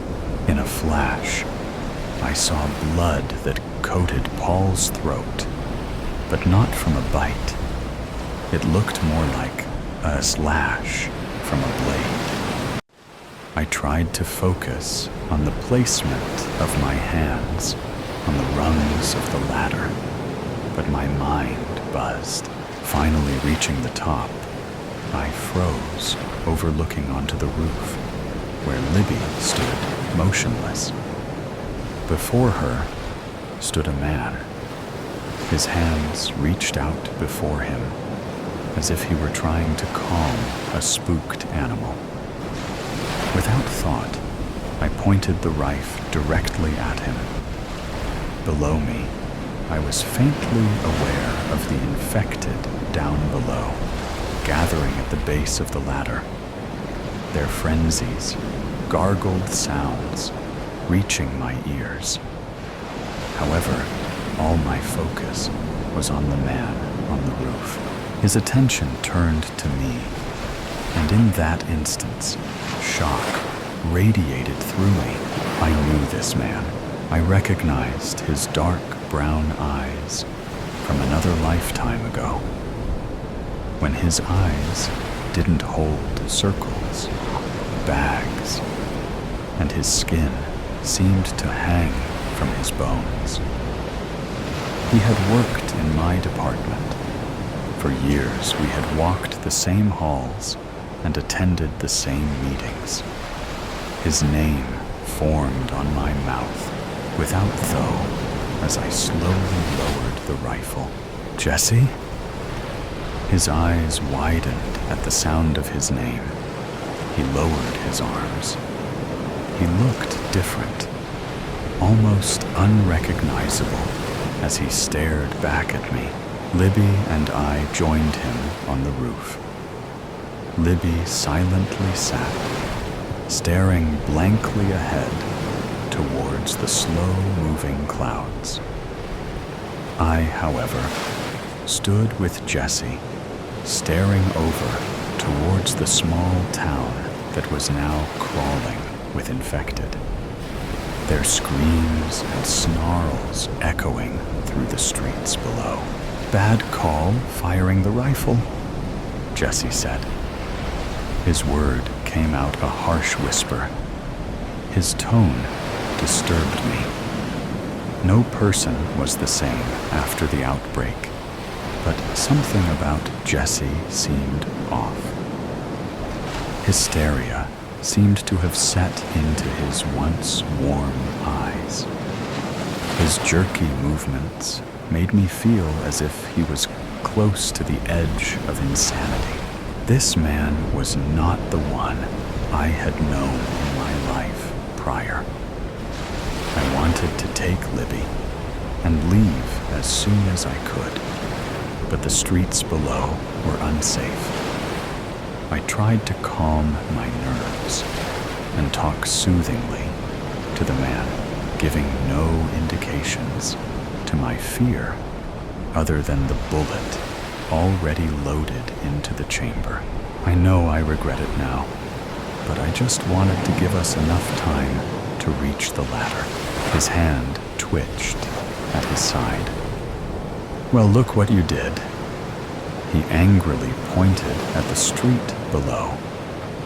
When he moved his arm, my gaze drifted to his hip, where a gun poked from waistband. I had noticed it before, however. Now I could see it now in detail. I inhaled a sharp breath as realization soaked in. I grabbed the shotgun, slowly bringing it around to my front. The motion caused his head to snap in my direction. "Where did you get that gun?" I asked, my voice coming out shaky. Anger twisted his face as he grabbed it the same second I took aim with the rifle.